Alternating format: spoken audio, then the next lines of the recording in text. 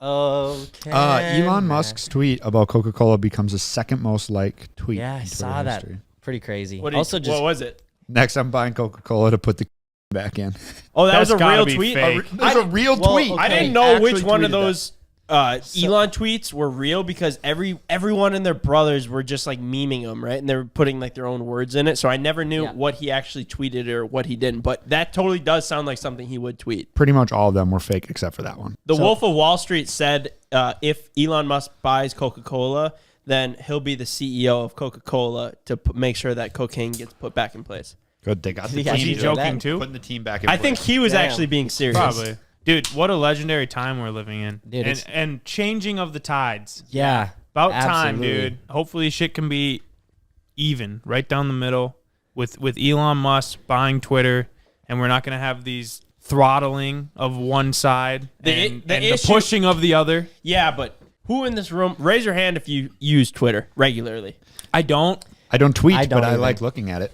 Think of all the tweets that you see as Instagram True. pictures and this and that. Like, there's quite a bit. Like, when someone tweets, it still makes its way to you, just not on Twitter. Honestly, though, I think we're an anomaly. I just don't think we can't read. That's the biggest problem. It does make it difficult. Yes. But I think most people that are our age or even up, they use Twitter, and Twitter is a transom or whatever you want to call it. I have no idea what that word even means. It's the back of a boat. Twitter is like such a medium for putting information out there, Yeah, and a lot of people use it and get a lot of information from it. So it needs to be even, you know. The fact that that happened, and I was like super stoked. But then that you hear other people are like really, really, really upset about it. Yeah, it's like the other side, the side that was benefiting from the other side being throttled. Right. I guess if you guys don't know what we're talking Limited. about, Elon Musk bought Twitter. The richest man in the world owns Tesla. If you don't know who Elon Musk is, I have no idea. I can't help you. But he bought Twitter for $44 billion. I think his mission behind it was just to get rid of the limitation of freedom of speech, right? Yep. That was 100%. basically That's the solely only it. thing He that couldn't he have was. said any better. Yeah. Yeah, So- I mean, what a beauty.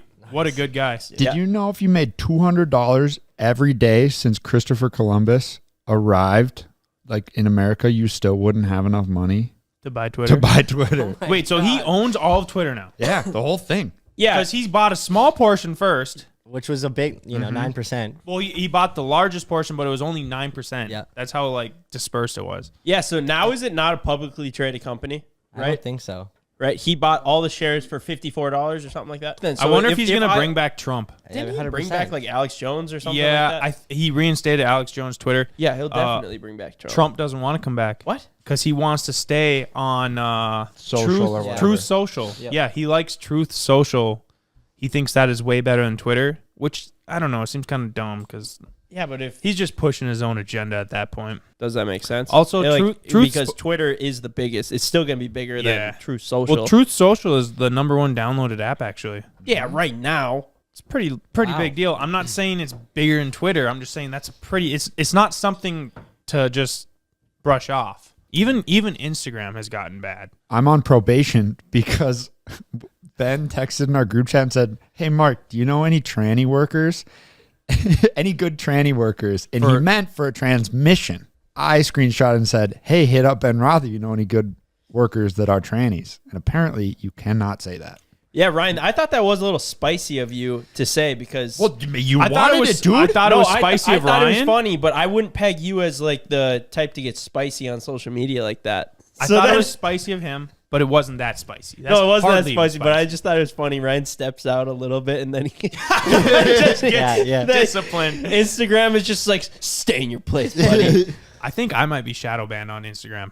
I'm dead ass serious. It I can think I'm happen shadow banned fast. because I've been reposting all this stuff about, just this stuff they don't want you to post about. Because I went onto our Cboys Instagram and I tried searching my name. It didn't even fucking pop up. We follow me. What? Yeah, I think I got shadow banned because I have. Pretty soon All we right, can't let even me- tag I'm CJ stuck in at stories. 180,000 This followers. sounds a little Look it up on your own I and am. see I'm what- going to do it right now. All right, CJ Lotzer. There it is, top one. Oh, well, that's good to hear. I'm happy about that. But my internet searches this morning, don't look at those, Ryan. Look at this. I'm searching up Instagram shadow ban. How to know if you got shadow banned. How do I know if I got shadow banned on Instagram? How to fix being shadow banned on Instagram? Like, how do you know? What are they saying? I just have an inkling that I am. I don't think so because you still get good likes. So it's like if you post something that it's still being put in front of people. I just don't think I'm getting popped up in front of new people, so it's pretty hard to grow. Speaking of getting banned, little podcast update. You guys hear about the buddy who definitely faked the plane crash thing?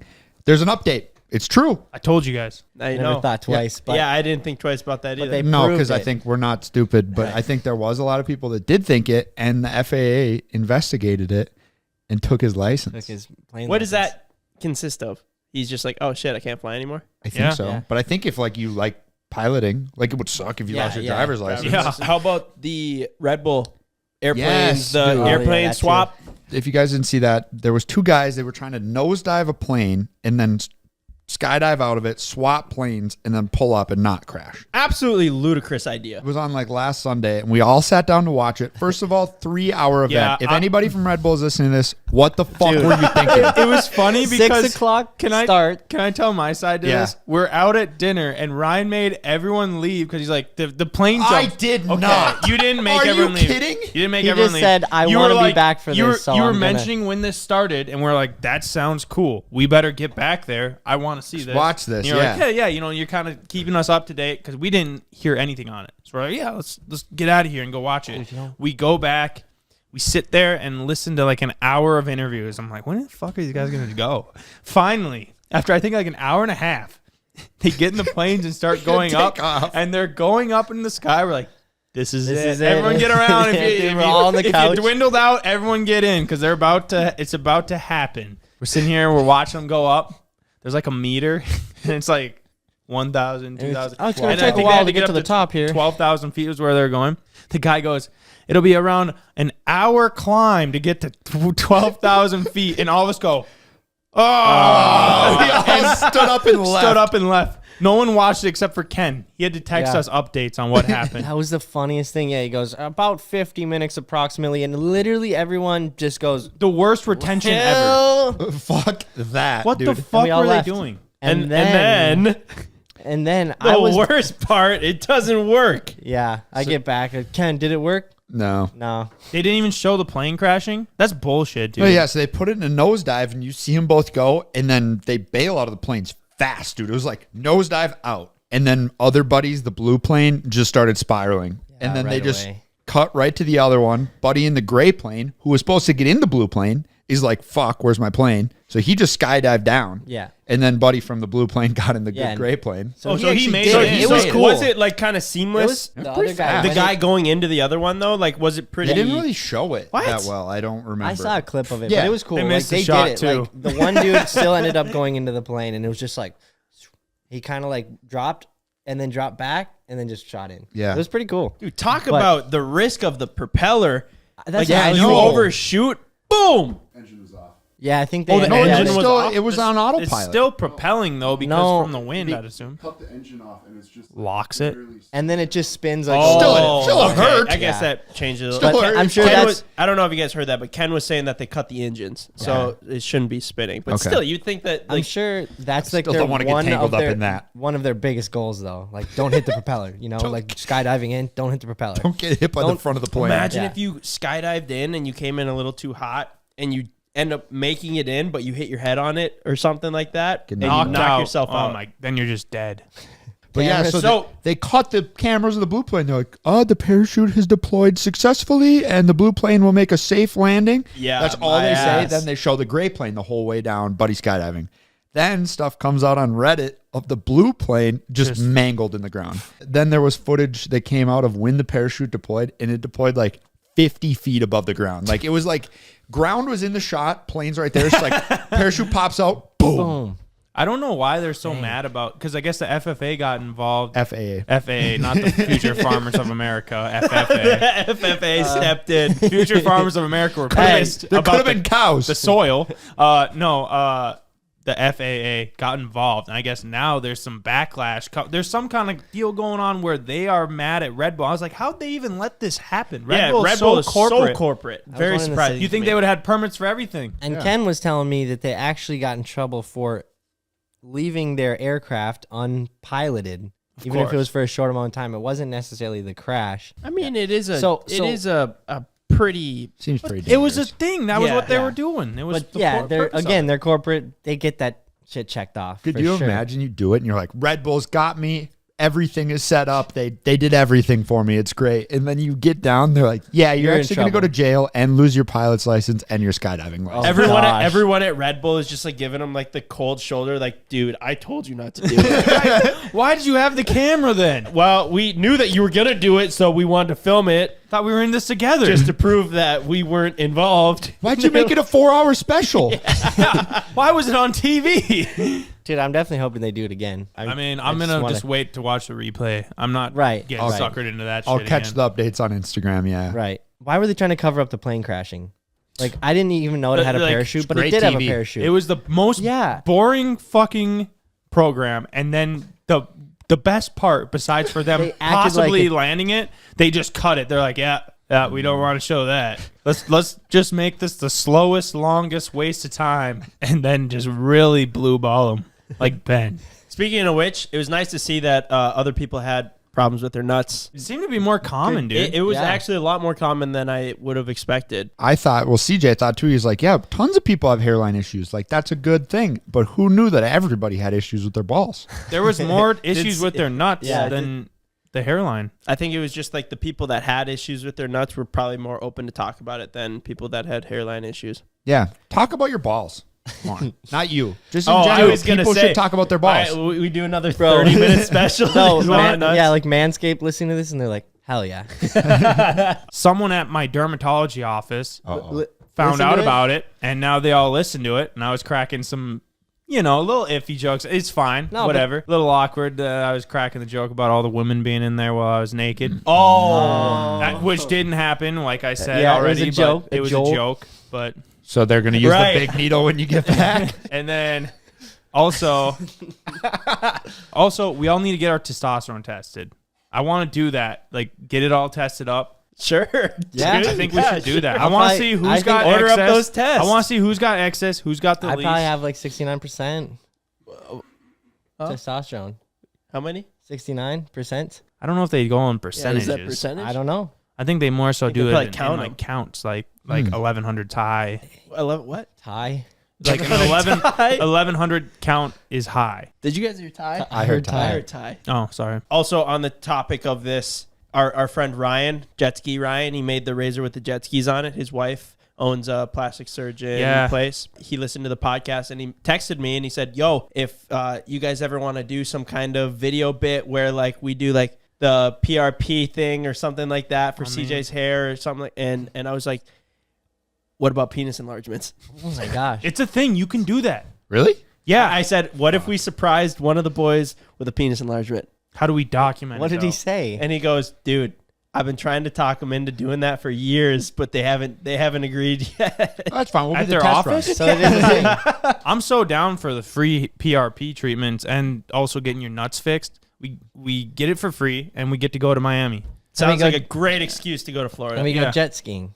Yeah, we get to hang out with We get Ryan. to go hang out with Jetski Ryan. We just have so many nicknames for everyone. So Ryan is Ryan. Then we have Jetski Ryan, who is a whole nother Ryan. Who is also me, kind of. yeah, but Ever since were we jet at one ski point- Ryan for a short stint, we met the other real deal. yeah, the better jet ski Ryan came in, and I hate to say that he replaced you, but he just replaced you. No, he just replaced jet ski Ryan. Yeah, Man, you missed one trip to Miami with the boys. Get replaced. Dude, Jetski Ryan is the best. I mean, you're cool too, Ryan, but Jetski Ryan, I would totally love to go hang CJ with knows that guy he's again. listening to this right now, just pumping his tires.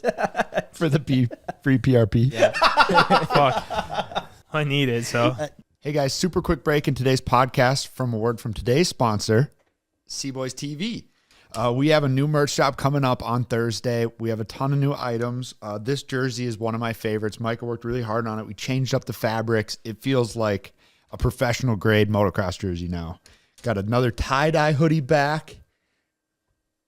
And then we've got the dirt bike shirt. There's a ton more on the website, so go check it out at cboystv.com. Thanks. Back to the podcast. yeah. So it's Saturday. It's 2, Yeah. whatever time it is. But it's Saturday. We're kind of celebrating. Big day. Big day. What's the big day? What's the big day, Ben?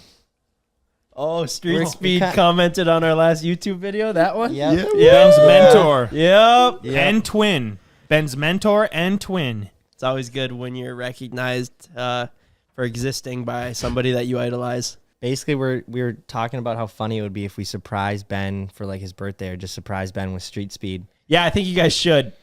Both you guys walking around your aviators, people would mistake you for one another. They wouldn't I be think like, so. Here's Ben, what's up? You No, I'm gotta Street be Speed. brothers. It sounds like I'm joking when I say that you guys should, but I honestly think you guys should. I think you might be too big of a celebrity to get over here, Street Speed. He might have things to do. We could have a little TRX collab. You're just like Street Speed Junior. So That's all that we have to say about that. Yeah, I think so. So I Basically, didn't come really know hang where out to at go Street for Speed it. Junior. all right, so I don't know if this has came out yet on video. It will have either been out already or it will be coming out next YouTube video. Ken had to get his ears pierced because we did a hot dog eating competition, as we talked about previous podcasts. He lost. He was supposed to get his nipple pierced, but we settled for his earrings to get his ears pierced. His ears are black. We're not sure what's going on, but he might have them infected. It's pretty bad. I think it's just internal bleeding from the. It's like on the.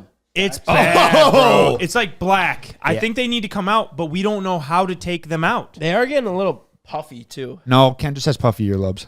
I don't know. I think we got to get the Dremel. I told you I will cut it off if you want. Because they don't have like they're not like removable. wait. Ken, we need to take gotta them out pull and your get ear something back. bigger anyways. Like you're gonna have He's to take planning them on out. it. No, Ken looks dope with earrings. If he I'm got guessing some, it does. Yeah, we need to get much bigger earrings. the problem is he got started off with the lamest fucking earrings ever. If he could have got some diamond square studs, he'd have looked money. I think we take those out and we get you. I'm We can't not get gonna- them out. I'm not gonna let you touch my ears. All right, I'm fine. gonna go to the hospital before I let you touch those. Hey, Why? why don't we just tell him? You think? Just tell him. Is the cameras all getting this? I Got wasn't his a part face? of this one. The earrings are permanent. Yeah, they're not removable. They gotta come out somehow. No, You would think. I already went through this with Ben last night. they're uncuttable. I'm just kidding. Titanium. It is Because I freaked out last night when Alex brought up that they were black, and I was like, "What the fuck? How do I get these out? Like, how do I even get like the I actually thought he clasp was gonna out?" swing on me. honestly, Ken, that'd been too far for us to put permanent earrings in. I don't even know if they make that. I don't think that's a thing. I mean, I don't blame you for thinking that we possibly did pull that prank on you. I was like, okay, Checks. is this gonna be like Ben's long con where it's like, okay, it's been a month, Long con. you can take them out, and it's just like, oh, kidding, you can't take can't. them out, you have to cut them off. I- That went through my mind. I mean, Ken, believe it or not, but for some reason we don't trust you to follow through with our pranks. Yeah, We normally have to negotiate, just like how we did previously. You could have had a nipple piercing. You wouldn't have black ears then. I could have had a black nipple then. That's true. Would have been a little less public. Very Yeah, true. I think the ears are pretty hidden. Hopefully they heal up and you can just rock a dope. It set looks of good. Diamonds. It like gives you a little spice. It does. I agree. Kind of like Jeff's got those Yeah, earrings. exactly. Honestly, Dude, a lot lots of of people cool got people earrings. have. Jake Paul. That's why part of the deal, Ken, was like you got to keep these for a month because having earrings isn't that big of a deal. Like No. like 8-month-old girls, little girls, they get their ears pierced. Yeah, I don't know about 8 months, but yeah. That does happen, dude. Are you kidding me? There's babies with their ears pierced. CJ's gone from 12 years old to 8 years old. Now it's 8 months. Next Dude, it's going to be straight out of the Do they Wolverine not? piercing. Sydney, 8 month. They'll do them on babies. I'm not saying you should, but they do it to their little babies, which I don't quite get. Hold up. Sid, Like, can we that's- verify this? that happens all the time, Ben. 8-month-old. Yeah, Ben, I think you just are very stupid. What's the point? Kids get into trouble so often, like especially that young. Why would you allow like a little toddler like that has like something that could, sharp and pointy in their ear that they can possibly get it caught on, ripped out?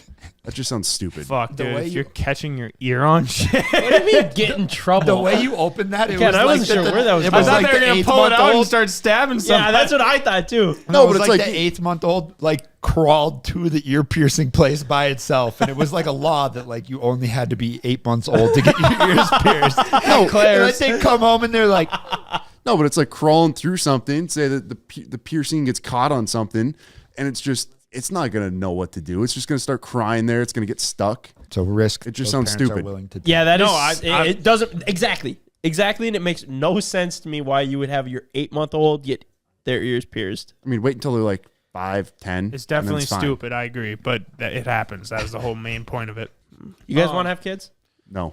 I was thinking today, dogs. You just get some dogs. You don't want to have kids? I mean, not now. No, I'm just saying, like, Maybe in later. your lifetime. Maybe later. Dogs. You just get some dogs and just treat them like they're kids. Put them in little strollers. Well, you don't have dress to do 'em that, up. but you just give them a good life. What about you, Ryan? I don't know. Probably not. He's got a Right kid, now? Daisy, the dog. I got Daisy. Damn, are you guys, all three of you guys, like, anti-have kids? I'm not anti have kids. Do your own thing, dude. But I mean, just, like, in your lifetime. I don't foresee myself wanting kids now. Or not. I'm not saying like I want to go have, or I don't want to go have a kid right now, like because kind of what Ken said. But like I just don't see myself wanting one eventually. Too much responsibility? Yeah. You don't want to turn out like you? Yeah. Exactly. Really? Yeah. Of course, dude. Doing the world a favor. Exactly. I don't get it, though. Like, wouldn't you eventually want to have, like, a smaller you? No. Doesn't sound that nice right now. I'm not saying right now. Why are you guys so stuck on right now? I'm saying, like, Well, I don't know how I'll feel in the future. You can get him a little Power Wheels Evo and GTR. It does sound kind of dope. whatever you do, though, do not have one kid. Well, yeah, that'd be fucked up. Yeah, I think there's something to be said about only childs. Sorry for all the only childs out there listening right now. But my sister-in-law, she's an only child, and it shows. Sorry, Julia. How so? What do you mean? I guess there is something to be said if like, you can't have more kids. But if you just want to have just one kid and that's it, and you think that child, like, doesn't need any siblings, I don't know. I feel like there's so much that happens in, like, the growing process of, like, fighting with your siblings, learning how to share, learning how to, like, not be the only child for attention from your parents. And there's, like, so many things like that where you need a sibling to, like, learn those. Like, you're not going to learn them. I was an only child up until I was in, like, I think kindergarten or first grade. I wanted a sibling so bad just because it would have taken the attention off of me. Like, I remember feeling awkward. It was, like, always on me. And I was a little kid. Like, I genuinely felt awkward.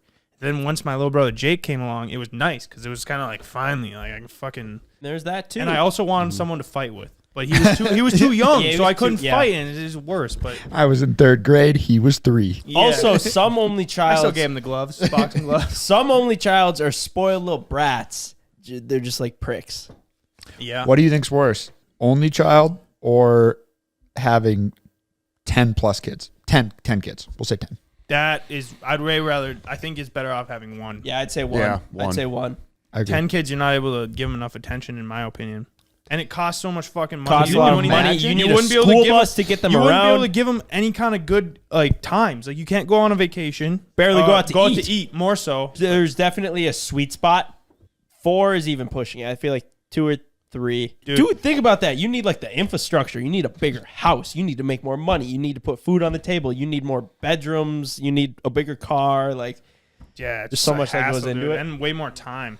all these kids are going to want to do stuff. Kiss your free time goodbye. Yep. If I ever have kids at 2, I'm going straight in and snipping my nuts. Seriously? Speed bag. Fuck yeah. I would not want any more after that. I'm not going to let them speed bag me like Ben gets, but I'm going to just get them properly done. 2 is your number. I would not have any more than 2 kids. What if they were like both girls or both boys? It's fine. You don't care? Imagine you end up having 3 girls. Not that there's anything wrong with that, but imagine. Or you, like, I mean, at 2 boys, you'd be CJ's pretty 3 happy. girls in 20 years are watching this back. Dad was a real asshole in his 20s. That's why we don't talk to him anymore. Yeah, I'm going back to not having kids. Well, why do you bring that up, the whole kids conversation, Ben? I mean, yeah, I guess in like 10 years. Yeah. 10 years? I would want kids. What would that put you at? You're 23 now, freshly 23, so you'd be 33. I don't know. It just seems like 30 for me would be like Good age. pretty good age. Well, Greta's 32, then that'd be fine, yeah. And then if they're like all close in age, because like the closer they are in age, then like the closer they could be. Like, Dude, it's fine. Elon will have a time machine by then. It'll all be good. Man, Ooh. so, you know what? I kind of have a thesis. I'm driving into town on Friday, yesterday morning. Every single person I passed on, like, in our area, in Cormorant and coming across Pelican, every single person waved at me. And I was thinking to myself, what am I doing differently? What is going on? I realized it's Friday. Everyone's in a good mood because it was Friday. They were all so happy. It was all just pickup trucks going to work, like construction pickup trucks. Everyone was waving at me. Maybe they thought it was like their friend driving a Nissan Altima. No, well, possibly. Or everyone's just being friendly because it's No, that getting I nice agree. out. But I it's think the it was Friday vibe. Friday. I think it was Friday, and like the vibes were just so high. Isn't that weird? Yeah, I don't know if I agree with that because the vibes were not high at all yesterday. It was downpouring. It was downpouring. It was terrible weather. All was those Friday. people were in great mood. It was Friday though. It didn't matter. Dude, I agree. I think Around here though, 100%. especially around here, because a lot of these people are grinding out during the week. But on Friday, they were just happy it was Friday, so they were waving at me, and everyone was in a good mood. And I was hell yeah, people were waving at me today. how much do you guys think the weather affects your guys' mood? I mean, I think it helps, but I feel pretty stable. I feel like it depends on like what you wanted to do that day. Like if you wanted to do something outside and it's just downpouring rain, and then it's like I can't do that. But if it's like normal, we're working, we're inside all day. It doesn't really change anything whether or not it's sunny or raining. If we had to like do something outside and it's nice out, way more fun, way easier to film. The vibes are just better. If we're doing that and it's raining, or if the rain is like pushing us back where we can't do something, then it's like, oh no. Yeah. I get over it, but still it kind of pissed me off. Yeah. Do you guys think that you're addicted to adrenaline? I don't know if I'm addicted to adrenaline. I think I'm addicted to stimulus. Yeah, I would say stimulus. Okay. I think you guys are in a way, because I was reading, and one of the signs of an adrenaline junkie is one being like really restless, which both of you two are. Your legs are always bouncing. You're excited. You're ready to go. 2 is pushing things off till the last minute because you like the adrenaline that you're given by the deadline looming in over you. That's true. I can do a lot better work when I have a Shit. pressure on me. I mean, definitely. I would say I'm 100%. I wouldn't say addicted to it, but like I feed off of the adrenaline. But it's finding the certain things that give me adrenaline now. I don't want to say comfortable with, but there's certain things that will give you a ton of adrenaline that I'm just not comfortable with, like putting myself in that position to get it, where it's not worth it at this point. So like there's certain things that are like less risk, but still adrenaline, but it's like less and less and less the more things that we do.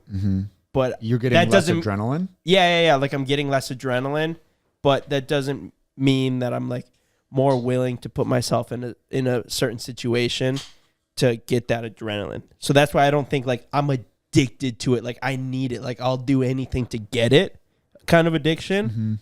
But like, yeah, I feed off of it. Like I love that.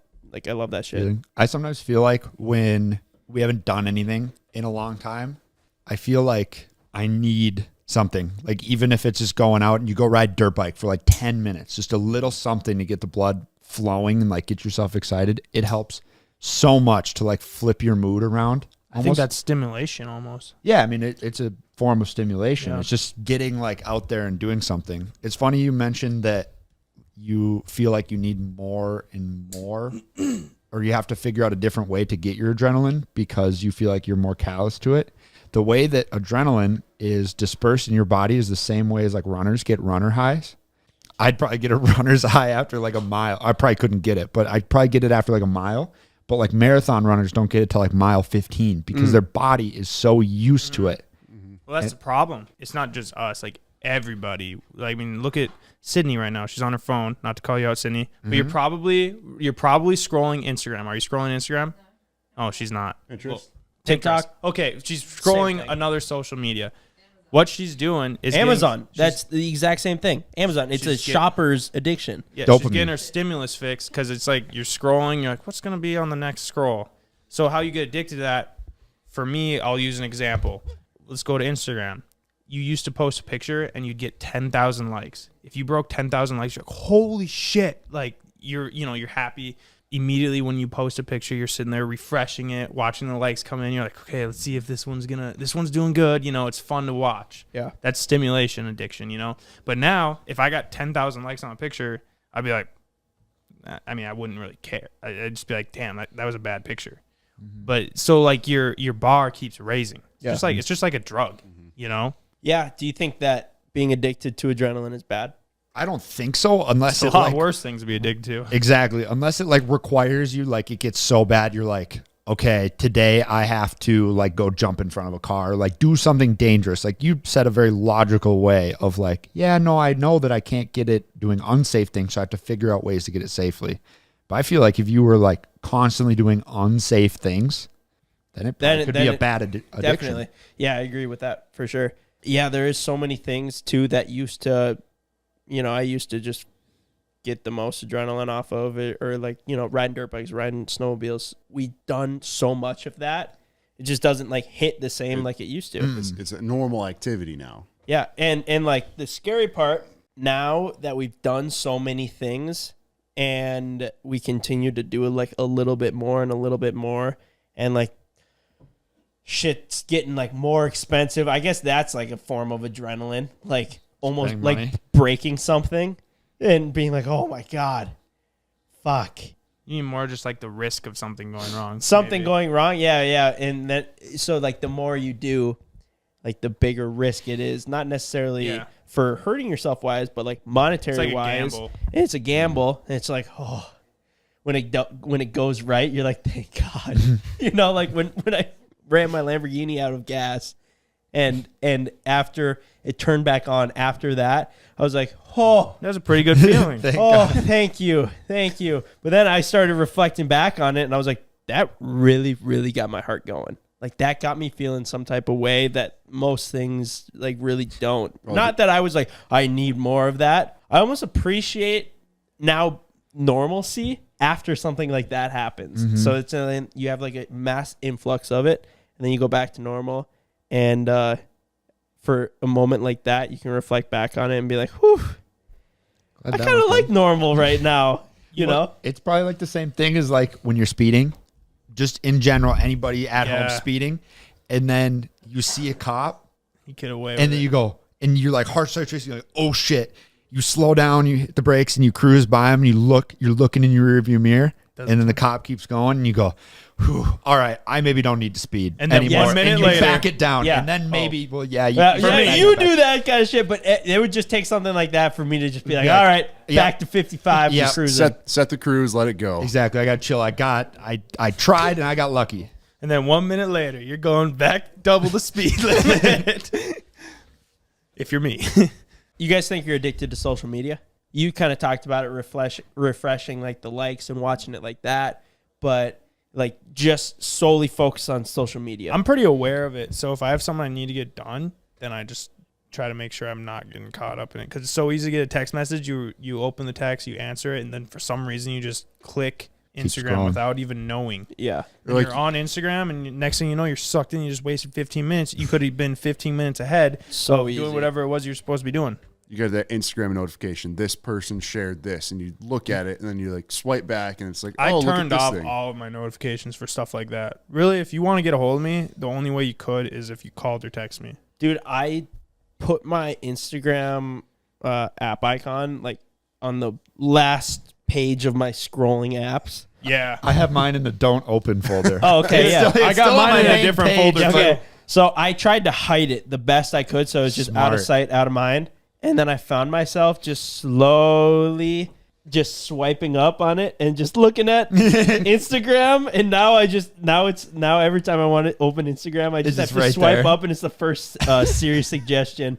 And it's like, dude, I tried, but I'm an addict, and I just like subconsciously found a way to just make it convenient again. I found myself getting way more irritable when I'm on social media more. Like if we have a day where we're not doing anything, like we're waiting for this, waiting for that, and I'm always just pulling on my phone checking it, I get like almost like wound up. And you're like wound up, like waiting for the next thing. And then in real life, when it never happens, because you're always getting it on Instagram, you're always getting a funny TikTok, a funny reel, whatever. And then you go back to real life and you're just like, oh, and then you just pick your phone back out, scroll a little bit, put it away, and you just like work yourself up. Have you ever tried putting like the screen time limits on there? So you can only look at it for 30 minutes a day. No, well, that's the thing. I don't feel like if I want to stop, I could, as every addict has ever said ever. But I mean, like, I don't I just try to be conscious of that on a day when we're not doing it and go, all right, I just got to put the phone away. I got to like focus on something else. I feel like it helps where it's like, okay, like I feel like I haven't looked at it that much. Then you hit that limit and you're like, holy crap, I haven't done anything. Guess I have. I already hit that 30-minute limit on there. There's no reason to like go past that thing. Dude, TikTok is the worst at that. It's so easy to get sucked into TikTok and then spend like 3 hours on it when you meant to just look at one, because honestly I never watch TikTok just because I know how easily addicted to it I would be. Self-aware. That's why I never downloaded it. And so yeah, honestly I should just delete it. And I'm pretty good about it until one of you guys sends a TikTok in the group chat. Yep. Like 50% of the time I don't watch it just because I know the road that it'll lead me down. Every time I do, I spend like an hour on it just scrolling. It's so easy to kill. And then I'll find a good one and I'll send it in the group chat. I'm like, God damn it, no, I'm that guy. It's starting the cycle over, dude. Yeah. Dude, Alondra will watch it before bed. For how many hours? At least, like, instead of watching TV, she's like, let's watch TikTok, and we'll log like 45 hours, or 45 hours. Oh, 45 hours a minutes week. pretty easily. And then when you try to go to bed, you're too stimulated. I'm like, we cannot watch TikTok before bed because then you get all riled up and then you can't go to bed. Yeah, I do that same stuff too. And I like hate myself for it, but I look at Instagram or I'll go through and read, YouTube comments or just like constantly things that you kind of have to like be conscious of, like, it's just not like mindless. I guess scrolling Instagram or TikTok is kind of mindless, but you're at least like present, right? Whereas if I really want to fall asleep early, it's almost works better for me to listen to something than to just completely shut it off. So I'll throw on like an Elon Musk documentary or something, like something that you can just listen to, right? And that's kind of just like peaceful, or like a good podcast. But I have to pick and choose which podcast I listen to, because some of them are like funny and you like kind of want to listen to it, right? Whereas if it's Elon just talking about like space travel, then I can just Turn it out. Just boring. Yeah, it's gotta just it is. I don't know what he's talking about. Yeah, exactly. I do that. I probably fall asleep to something like 6 days a week. I think it's almost easier to sit on the couch, scroll on your phone, watch TV, whatever, and then go to bed. I agree. And not let yourself do that in bed. I agree. You're not moving spaces, and it keeps your mind in that kind of like train of thought, and you just can't stop doing it. Bed is a sleepy time zone. Go to bed, you sleep. I'm fine you with get up, and then you go somewhere else. Yeah, I'm I'm so bad about that. I wake up and I'll check my phone in the morning too. I never check my phone until I'm out of the shower. Really? I mean, I'll check it as I'm walking to my bathroom, but like I don't lay in bed on my phone because it's a terrible way to start your morning. It kind of is. Yeah, it is. It is. I do that all the time. And it's so bad, slow. but It's a terrible way. I'll check my stocks or my crypto in the morning, and then that just pisses me off. Then it just starts me off in the worst way. Hey, what's your guys' screen time? Sorry to go back to this, but I'm curious. What's everyone's like weekly screen time or daily screen time? Just to be clear, I think screen time, before we even get into this, I think screen time is a joke because I watch YouTube on my phone, so I'll probably watch an hour of YouTube before I go to bed, just because I'm fucking watching whatever video. So that's way different. That adds a whole hour versus sitting there popping out in the day scrolling. Ken, grab your phone. You ain't getting away from this. Ken doesn't want to show it. Yeah, Ken. I did by the week. I got 4 hours and 20 minutes on my phone, daily average. Nice. And I spend 6.5 hours on Instagram this week. Mine's not on. I don't know why. I would show it, but I think it was like giving me notifications, and I don't like getting notifications, so I turned it off. 6.5 hours. 6.5 hours is Ken's weekly average. Ken's spending a full school day on his phone. Well, man, you're at 5 hours. You're not that far. Yeah, behind. it's really not that far off. No, it really isn't. Anyway, yeah, just a lot of time spent on the phone. It's so tough because now it's like you can't really do anything without using your phone nowadays almost. Exactly. Like you got to do an email. You got to call someone. You got to do a FaceTime call. You got to fucking monitor this. You got to, it's always something. It's like yesterday we had our YouTube comments get hit by spam bots, and I'm here trying to go through, like, clear all this stuff, block accounts, do all this stuff. Yeah. It's like, I wish I would have brought my laptop to home, protect the viewer. So you guys, yeah, because they're saying they want a truck and they if just they're need falling 5 for hours. that, I agree. shit You're a is- fucking idiot. Yeah, like that is the dumbest shit. Unfortunately, though, people do fall for it, and I'm sorry, but you guys must have been born yesterday if you're falling for that. Like, just a not an official account. It looks so But they- spammy. It looks so too. spammy, and they're like, "Hey, congratulations, you won a truck!" And every single other person, fucking on the comment Okay. section, won one, and they're hitting them back and be like, "Yo, I gave him my information." Like, there's no way, like, if you are with it, that you think this is real. Right. Can I bring it back to the crypto thing? I wanna. It seems like we do have a pretty decent portion of this podcast that are into crypto. Mm-hmm. So I want to do a versus question on it. I think it would be an interesting versus question. So right now, Bitcoin is sitting at $38,475. Do you guys think in the next week it will rise above 40,000, or it will continue to go down or stay the same in that? So download the Versus app. Follow us at CboysTV. I'll have the question on there. You can either put some money up on it, or you can just play for free, and then it's interesting to see the results. But it's like a good way to run a poll. Whatever I think it'll do the opposite. You should think that. You just let me know which one you do, and I feel like Ben right here, but yeah, that's You how wanna know that's how it goes. I'm very unbothered by what the cryptocurrency market does, because if it goes up, I go, great. And if it goes down, I go, great. I just buy more. I don't know why It's such a long-term play. It doesn't. I don't plan on selling. I don't sell, but it still is like, it bothers me that then it goes up and I'm like, yes, I made money today, and it goes down. I'm like, fuck. Honestly, it almost bothers me more when it goes up, because then I'm like, I just missed out on an opportunity to get in at a cheap price. But it always comes down. There's so many opportunities. the best thing I ever saw was when it goes up 20%, don't feel 20% smarter. When it goes down 20%, don't feel 20% stupider. Put money into it. Forget it exists. So I got a pretty funny story for you guys. Every Friday lately, I've had like stuff to do, and it seems like Fridays are kind of like our half day. So I buzz into Fargo in the morning, and I'll do whatever I need to do. And it's become just like habit for me to go to Crisp and Green. It's this salad place. Crisp and Green. Yeah, Crisp and Green. It's like a build your own salad place. Super good, dude. You could eat one of their salads, and it'll fill you up for the whole day. I've become almost a regular. I'm 1 week short of being a regular there. They're recognizing me coming through. 1 week short. Like if I go next Friday, at that point I will be inducted into the regulars. Got a punch card? Yeah, is there a punch card? I don't know, but I'm sure they're gonna give me something. Maybe like I don't fucking know yet, but it's probably gonna be really awesome. Okay. It's a real funny story because I've become this regular at this salad place. Well, not yet. Damn near. You're a week away. I'm a week away. We'll see what happens, but I'm a consistent guy, so I think I'll be inducted. Anyways, I didn't know what Crisp and Green was until my girlfriend introduced me to it. She's like, yeah, did you hear Fargo got a Krispy Kreme? I thought she said Krispy Kreme. And I go, no way. And she goes, yeah, it's so good.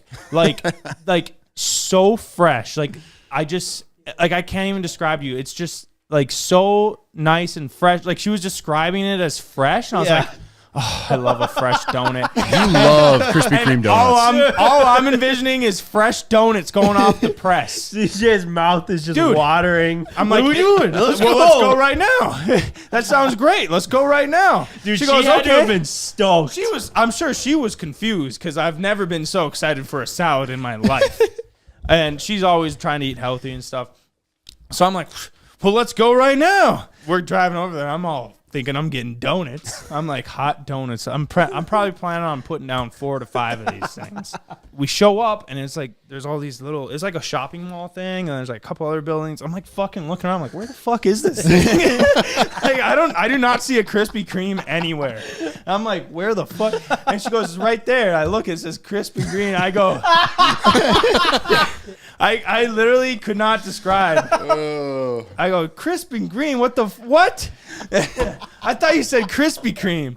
And she was pretty disappointed. Did you eat it? Well, she's like, well, come on, we got to try it. So we get in You're there. like, fuck this place. Dude, I was so I walked in there. I'm sure they were like, what the fuck is this guy's problem?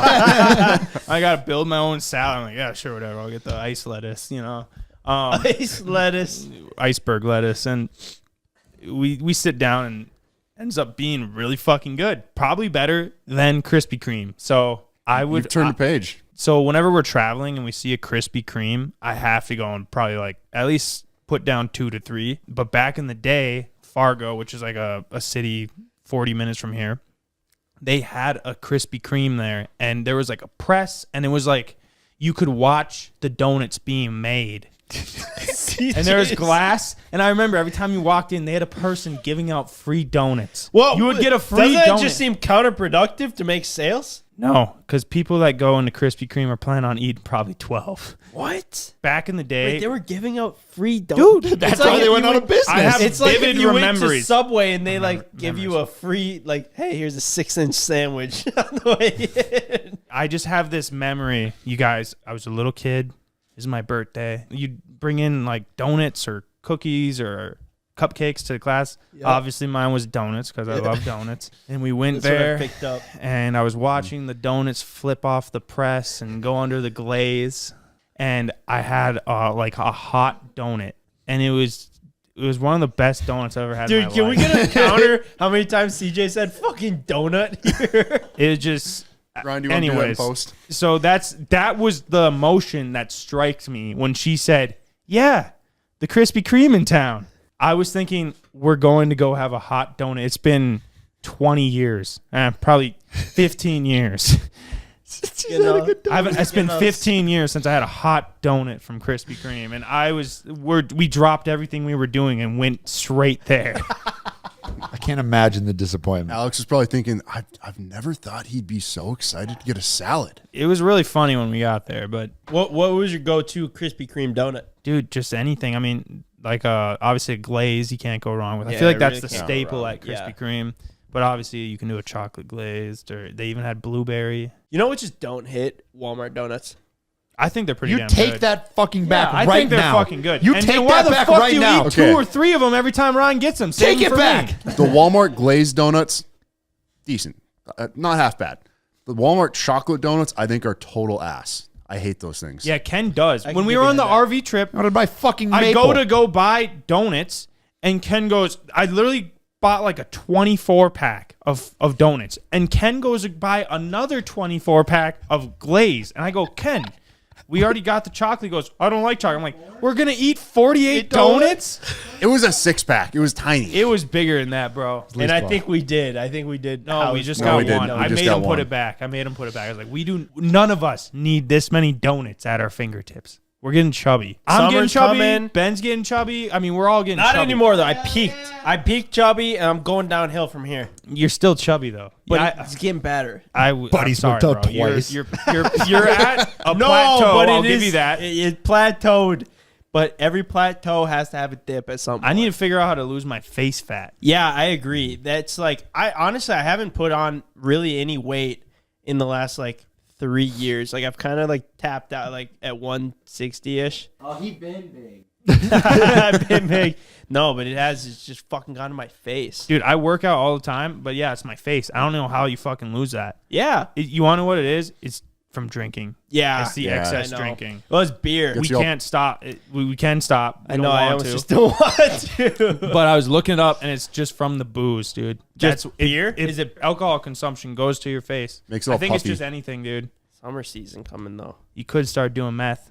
If you're on meth, do you just stop eating?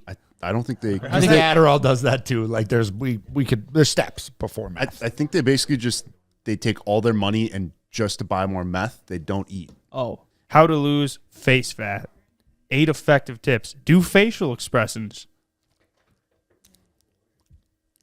Like, what are we going to start working out our fucking face? Second one, add cardio to your routine. I already did that. I feel like I'm running like quite a bit. Half a mile.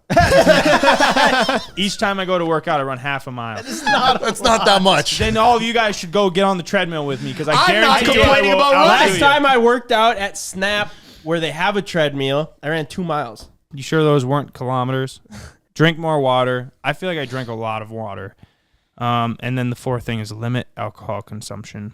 Cut back on And that you just keep scrolling. There's got to be more. Cut else back can we do? on refined carbs. I don't know, man. Well, damn. Guess we're gonna be fat. On my research of adrenaline, I had done a little bit more going back to that, but it does tie in with this. If you're going on a date, you're maybe getting a little tubby like us. Adrenaline is actually proven to make 2 people like each other. So that means if you're going on a date and you on the way there almost get in a car accident, it is proven that adrenaline rush will make the 2 of you like each other more. or she'll just hate your driving. She might do that. But I feel like there's probably better ways to maybe get adrenaline. there is, and there's better ways to lose your face fat. But I'm just saying. There's not much better way to make a girl like you. But no, adrenaline actually like makes two people bond. The feeling of almost dying together will bring you closer together. So if you guys are going on a date at home, just give a quick, Just a quick jerk into the oncoming lane. Yeah. I promise she'll fall in love with you. Dude, I'm so glad I don't have to date around anymore. Do that shit. That sucked. I haven't gone on a first date, in 7 years. I don't know why I laughed at that, but it seems like a really long time, bro. What do you even talk about? Exactly. Like, how's that go? It's just kind of boring, and like you don't really know each other because both of you are just putting a front on, trying to act like cool and nice and like chill. How do you ask a girl on a date if you were okay? All right, let's role play here. Ken, ask me on a date. Hey, you wanna go on a date? No, Ken, you are a guy. Don't do a voice. It's going to make it weirder. Just as normally. Hey, what are you doing tomorrow? No, do it to Ben. You're asking Ben on a date. Hey, what are you doing tomorrow? I don't know. You wanna go get a bite to eat?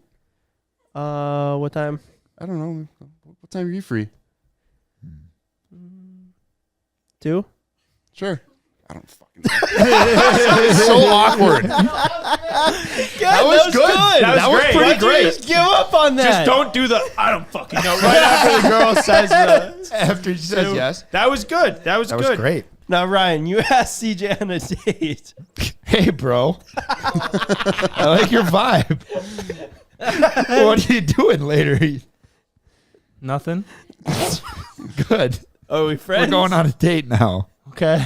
Pick you up at 6. Sounds good. Oh, See you there. You think there's something to be said about being like not asking them to go on a date, but telling them you're going on a I don't date? know if that's a great I don't know option. about that aggressively, but I guarantee that all of our girlfriends, if you called them and you went, hey, put on something They're nice. our girlfriend. I know, but you called them and you said, hey, put on something nice. At 6 o'clock, we're going out to dinner. I picked a place. They would like that. Yeah, they'd love it. Yeah, exactly. So there is a bit of a little thing in it. Yeah, I think Yeah. you just gotta ask, honestly, if you're a single guy. I guess That would be the first step. Well, I mean, but a lot of people just sit Got there and fucking ponder. Dr. Phil They out here. ponder the question. They sit back you and they don't say? do it. They overanalyze. It's pretty fucking simple. You go up to her after you got to break the ice, though. You got to be like, you got to kind of have it evident that she's somewhat into you. You know what I'm saying? Not just some random Like, girl that you just met. If she's clearly trying to talk to you, she's probably a little bit into you. You figure out if she's single or not, and then you just say, "Hey, what are you doing? What do you?" Or you don't even do that. You could even just DM her. That'd be fucking simple. At the bar, if you're at the After same you bar already as made her, friend, no. If you're DM at a her, place, just shoot her a don't DM text and her. then wait until she looks at it and looks up at you, and then just smile. And then as soon as she looks at you, just run the other way. No. All you gotta do is just DM them. After you so meet- yeah, after let's say you meet and things go well. Then and you're not playing too serious. Don't come on too strong, because if you come on too strong, you're just fucking creepy. Yeah. Play it chill. Let them come to you. Almost act like you're too cool.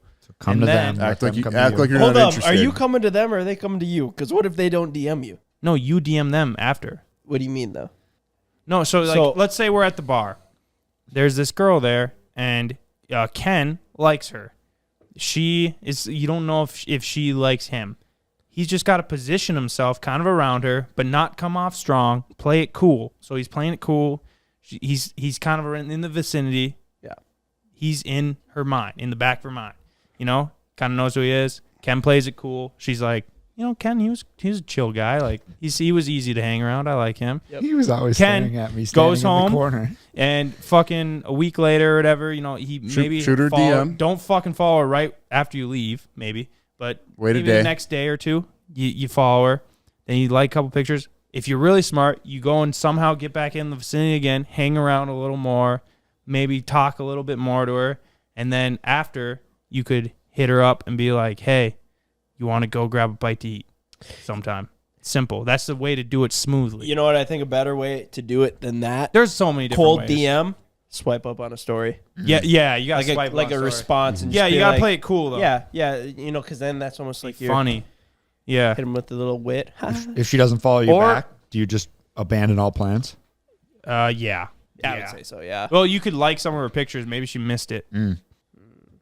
But I guess it depends how many followers. If you were to just go and like a bunch of pictures, that's kind of like, oh, this dude's clearly into me. You know, that's like pretty nothing creepy. really. Don't do that. Don't do that. I feel No, like I think you could No, go I in think and you- throw in a couple. Not like I from don't like know. 2 months ago. I guess but it if you hit depends her- how you are as a person. None of this is applicable. It's so subjective, in my opinion. I think a lot of it's applicable. No, I think it is. I'm just saying there's so many different ways. So if this doesn't fit you and the way that you feel that you can best do it, don't follow our advice. But Or do. continue. Let us know how it goes. I feel like if you like an old picture, one is fine. Well, that's kind of just weird though, because then you're. But it's like, creeping. oh, I was like swiping. I might have accidentally 16 clicked at it. the time is from 2014. But the second you start liking every single picture, No, and not that either. There's a balance. There's a balance. that's creepy. You go follow them. You see them in the bar. You talk to Yeah. them. Things go well. You go follow them. Maybe you like 1 or 2 pictures. You go back. Maybe like 4 pictures or 5. The first top. You don't scroll looking for one of her in a bikini from last summer. Like you get the first Oddly couple. specific one to accidentally like. I feel And like then DM her. Sorry, I didn't Nice. mean to like that picture. I feel I like actually don't one like it. accidental like is fine though from a while ago. Well, then, once you then get it's more a- than then that, it's an accidental like, and That's kind of weird. Yeah. but once you start liking all the old ones, I'm What do you? saying Hey, it is Sydney, one or Sydney, two. can we get an opinion from a woman here? All right, this is Ryan's little sister, Sydney. Okay. I think there's definitely 2 ways to do it. Talking to the mic, please. There's 2 ways you can go about it, and you can go about it like the douchebaggier way, or like have a little mystery to it, or you could just be straight up, which I think more guys lean towards like the douchebaggy, like play it cool, don't like go directly up to them, be in a group. Okay, all right. So let's just call this the CJ. Hold on. Actually, That's the vibes I was one getting. second, though. 1 second. I actually have a little bit more thought into this now. It's about reading the vibe. If she's throwing herself at you, you got to just be so straightforward. If she's not, then you got to play it, you got to play it safe. Yeah, I think yeah. everyone likes to just be approached. Like if you're just approached and like he's like, "Hey, it was really nice to get to know you. Maybe we should go out to eat or we should hang out." Just Simple. like that. And then if she's like, "Yeah, sure," then you start talking more and see where it goes. You don't have to like her pictures from like. Yeah, I it's think not that that's getting a complicated. little bit weird. Or like everyone thinks they have to do that, so now it's not so common to just be like, "Hey, that was a nice time we had." I think it's all about reading the vibe. I really do. Because if she was super clearly into you and throwing herself at you, you need to just be like, "What's up, baby?" Can there be a difference let's between go on a date. into and throwing themselves at you? Like there's that's such a Yeah. wide. If she's throwing herself at you, you're probably just going to hit the road right there. I don't know, but Any other questions? Benjamin, you can take my spot. ooh, I've never sat on this side. Oh my God. Good. All right. So, Sid, Ken meets a chick at the bar. You know how Ken is. CJ, let's just assume that he isn't pulling the CJ route of Right. ignoring her and planning on hitting her with a DM later. That's not my route. yeah, it is, bro. But ignoring her said unless she's throwing her butthole at you or something. Okay, this is coming off way too wrong. Yep, just put yourself in the vicinity of her multiple times, but ignore her. Pretend she doesn't exist. Then like her Pretend pictures. she doesn't exist. Bump into her. Cancel all that. That did not come off right. Now you're just clowning it. Bump into Forget her. about it. But don't be flexing when you do it, so you just walk right through her. Get serious. Bump into her, spill her drink, and then don't buy her a new one. All right, okay, so you know how Ken operates, right? So let's just say that we run into a chick at the bar, Right. okay? And this girl, cute girl, easy to talk to, and she's just talking to the whole crew, and she talks to Ken a little bit, but isn't like necessarily one-on-one, but like talking amongst the whole group, but like, if you're like vibing, like, if right. you're like chill, like you're just vibing with somebody, right? What's like the step that Ken would take then after that? Okay, well, Ken's good at having a conversation. Like, he can pretty much find a conversation about anything. Yeah. So I think, like, as long as they find something in like common or something similar that they want to talk about that can lead him like away from the group. It's like, oh, they're both passionate about something. Let's talk more about this one-on-one. Okay. Away from the group? Not like, I mean, they're still like with the group, but it's like you can definitely. But it's tell more that of like an they're intimate, having, like personal conversation. Like it's their conversation that maybe the group chimes in on. Maybe even a little bit separate, kind of like. Got it. Okay, cool. Then you just leave it at that, and then hit them with the DM like it was nice to meet you, or like where do you go from there? If it's their first time meeting, I think like Ken just straight up being like, I should get your number, we should talk more, or Snapchat, something like while they're there, because then like that's the vibe from the first time it happens. You know what I mean? Oh, like you almost set the tone. Yeah. That makes sense. Yeah. Like you get her number right away, and then like maybe you don't text that night, but like in the morning you're like, hey, it was really nice to meet you, or it was really nice, whatever. And then you just talk. Like you don't need to ask her on a date right away, but you just like, you know, slowly talk, work into the conversation of like, hey, what are you doing tonight? My friends and I are going out. You should come. And maybe if you don't want to like directly be like one-on-one, let's go on a date, maybe you invite her down with the friends. Yeah, that's true. That's what I did with my girlfriend, Greta. The first time we were ever like hanging out, I guess, like me inviting her to something, I was just like, hey, we're having a party tonight. You and your friend should come. Yeah. And then they did. They pulled up at 2:30 in the morning. Right. And then you kind of know like if she vibes with your group too, because that's hard. Like if you hang out with a girl one-on-one, like you guys are very different. You know what I mean? Like you guys are always together. Right. So it's like important that she knows that It's a package it's deal. a package deal. deal. Actually, though, yeah, it is. The squad kind of comes with it.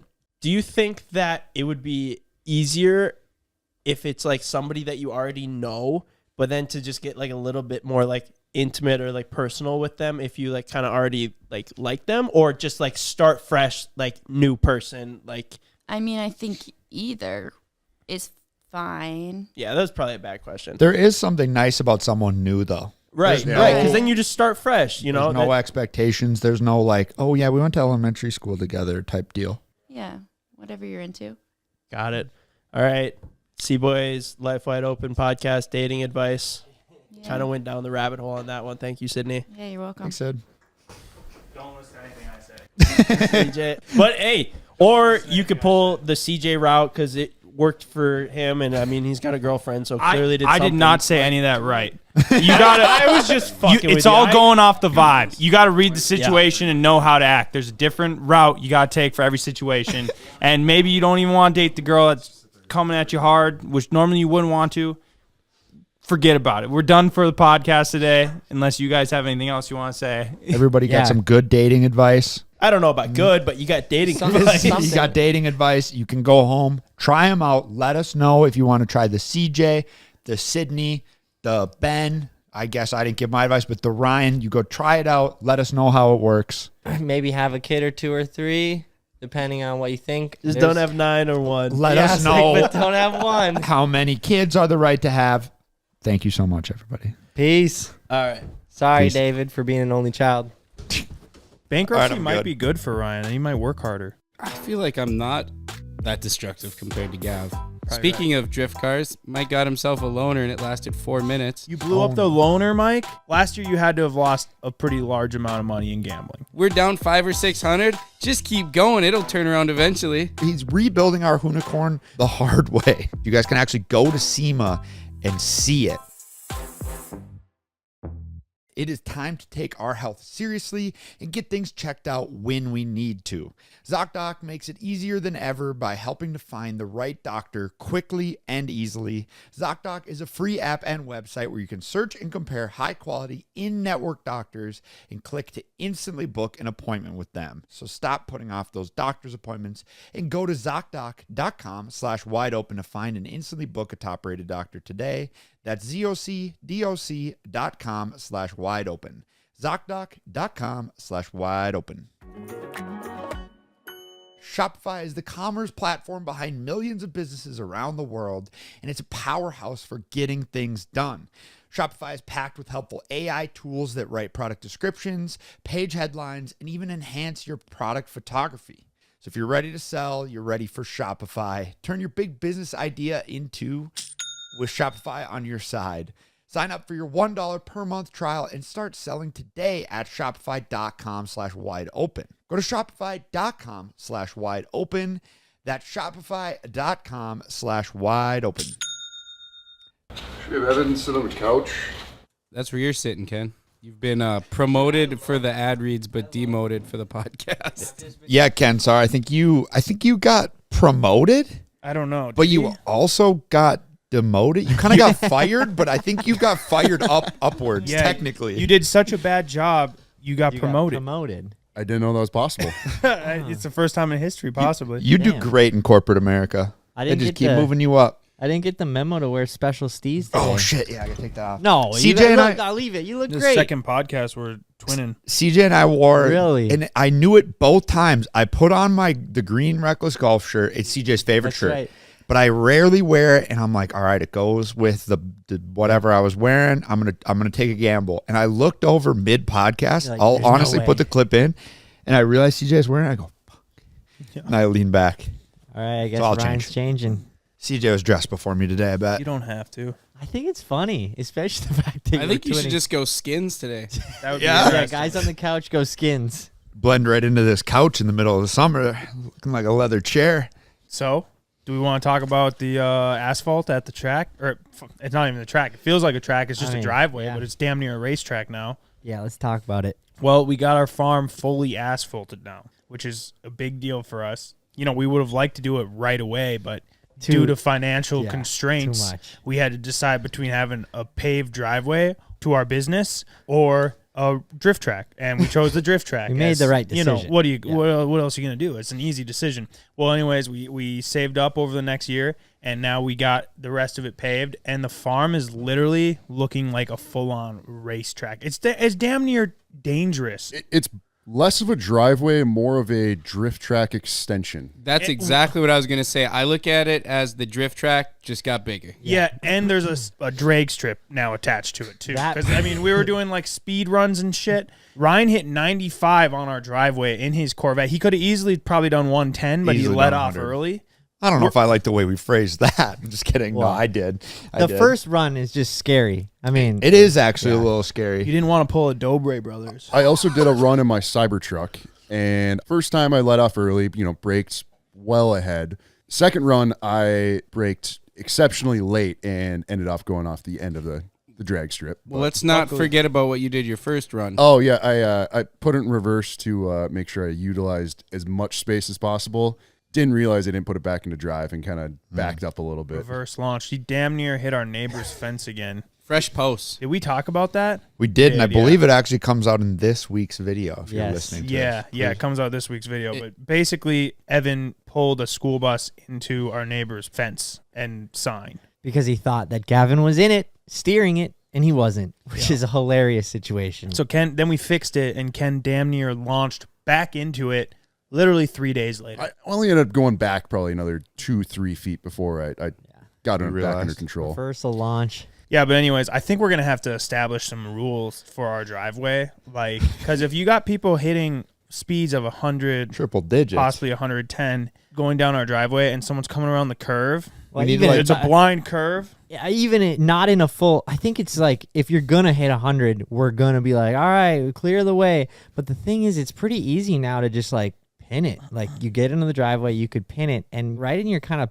pinnacle of speed is when you're passing the shop, where people could be walking in and out, pulling out, whatever. What are some of the rules you'd like to see laid down for the driveway? I don't know. racetrack? I do think we got to have at least the part in front of the merch barn be a one-way because, just drifting in front of that, like people are going to get confused and might end up like Evan and I last winter. We have a asphalted area by the loading docks for semis. It's for semis. It's for us. It's to turn around and we're trying to drift it. And we're like, man, you didn't make it very drift track-ish. I think it's like a perfect TC drift corner because it's just E-brake, slide in yeah. sideways Yep. and then you just drive slowly out. Yep.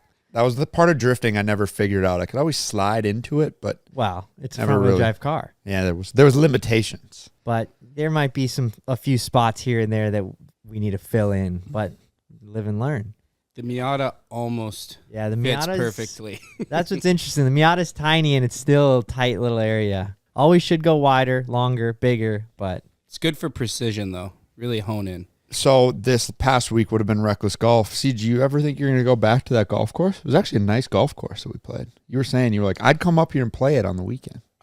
I would love to. I mean, basically what happened is we were reckless golfing, and the guy was basically following us around from like hole 6 all the way through hole 18. Like the clubhouse guy was in a golf cart just trailing us. But he wasn't like obviously trailing us like right behind us, but he was just like roaming around us like the hole next to us. Then he'd buzz across, he'd stay over here, then he'd park up on top of the hill and just be watching us. You just had him watching the whole time. So we were like working in constraints of that because we didn't want to get kicked out right away without being able to do anything, but we were trying to do stuff. So then we'd like get around the hill and then do something really quick, and then he'd come up over and then we'd act like we're golfing again. Which was honestly more suspicious. All of us teeing off, freaking. I mean, I can't really speak for since I don't do nearly as much golfing as you, but I would go back there, one, because it was a great course, and two, because if he didn't kick us out for that, it was probably close, but if he didn't kick us out for that, I'd say we're chilled to go actually golf there. I think it was framed perfectly that we were on a bachelor party and we were kind of celebrating. And, when you're on a bachelor party, you don't necessarily take a lot of the things you're doing the most serious. So, we kind of got away with that. Yeah, that was our get out of jail free card. It was how you connected with the average people on a golf course. Is you tell them we're on a bachelor party, like, okay, they're getting married. They're just it's their last hurrah. Yeah. Let's let them have their fun, because like immediately they're like red flag, like what is going on here? Bachelor party. It's a bachelor party. Oh, okay, all right. Who's getting married? Ryan's getting married to it's a nice man. And that one got a good laugh out of everybody. They like that. They like that a lot. But then even when he was like, he said it was bachelor party, and he's like, well, then what's up with the cameras? And we're just like, oh, we just want to document it. And he's like, all right, well, have a nice round. Yeah. It is actually true. Cameras are a lot more prevalent in life today. Yeah. Like if you were carrying around a camera even like 10 years ago, people would be like, whoa, what's going on? You're filming a TV show? But now like everybody's got a pretty legit camera. I have a suspicion that Buddy was following us around, knew exactly what was going on, and just wanted to watch. It was just mitigating risk, honestly. You think so? I think he knew exactly who we were and what we were doing. I do too, because I talked to another guy that was behind us that was cool with us, and he was like, he came up and talked to us and was basically like, these guys fucking around, and they were just like playing it cool. They're like, no, I don't think so. I think they're just, and then he goes, they're saying they're on a bachelor party, but I'm not buying it. But also, in a weird way, because we were dressed like absolute idiots, driving wild, whack-ass golf carts and cars practically. There was an intimidation factor about us. Not that we were trying to be that. We weren't trying to like we roll you up if there's an issue. Yeah, not like throw that. you in the trunk. But like if anyone came up to us, we weren't just going to be dicks and gaslight them into like thinking we were doing something different. But no one wanted to come up to us and actually confront us and potentially kick us out. There's a few phone calls, though. There was. Yeah, that one guy, when we were teeing off balls at the side of the mini TRX golf cart, I went and de-escalated the situation, let him know it was a bachelor party, that we own the cart. It's a golf cart. It's okay to be out here. Not a full-size car. Not a full-size car. After you explained it, I love he blacked DSLR out, dude. camera. He stood there for like 30 seconds and then just goes, the word.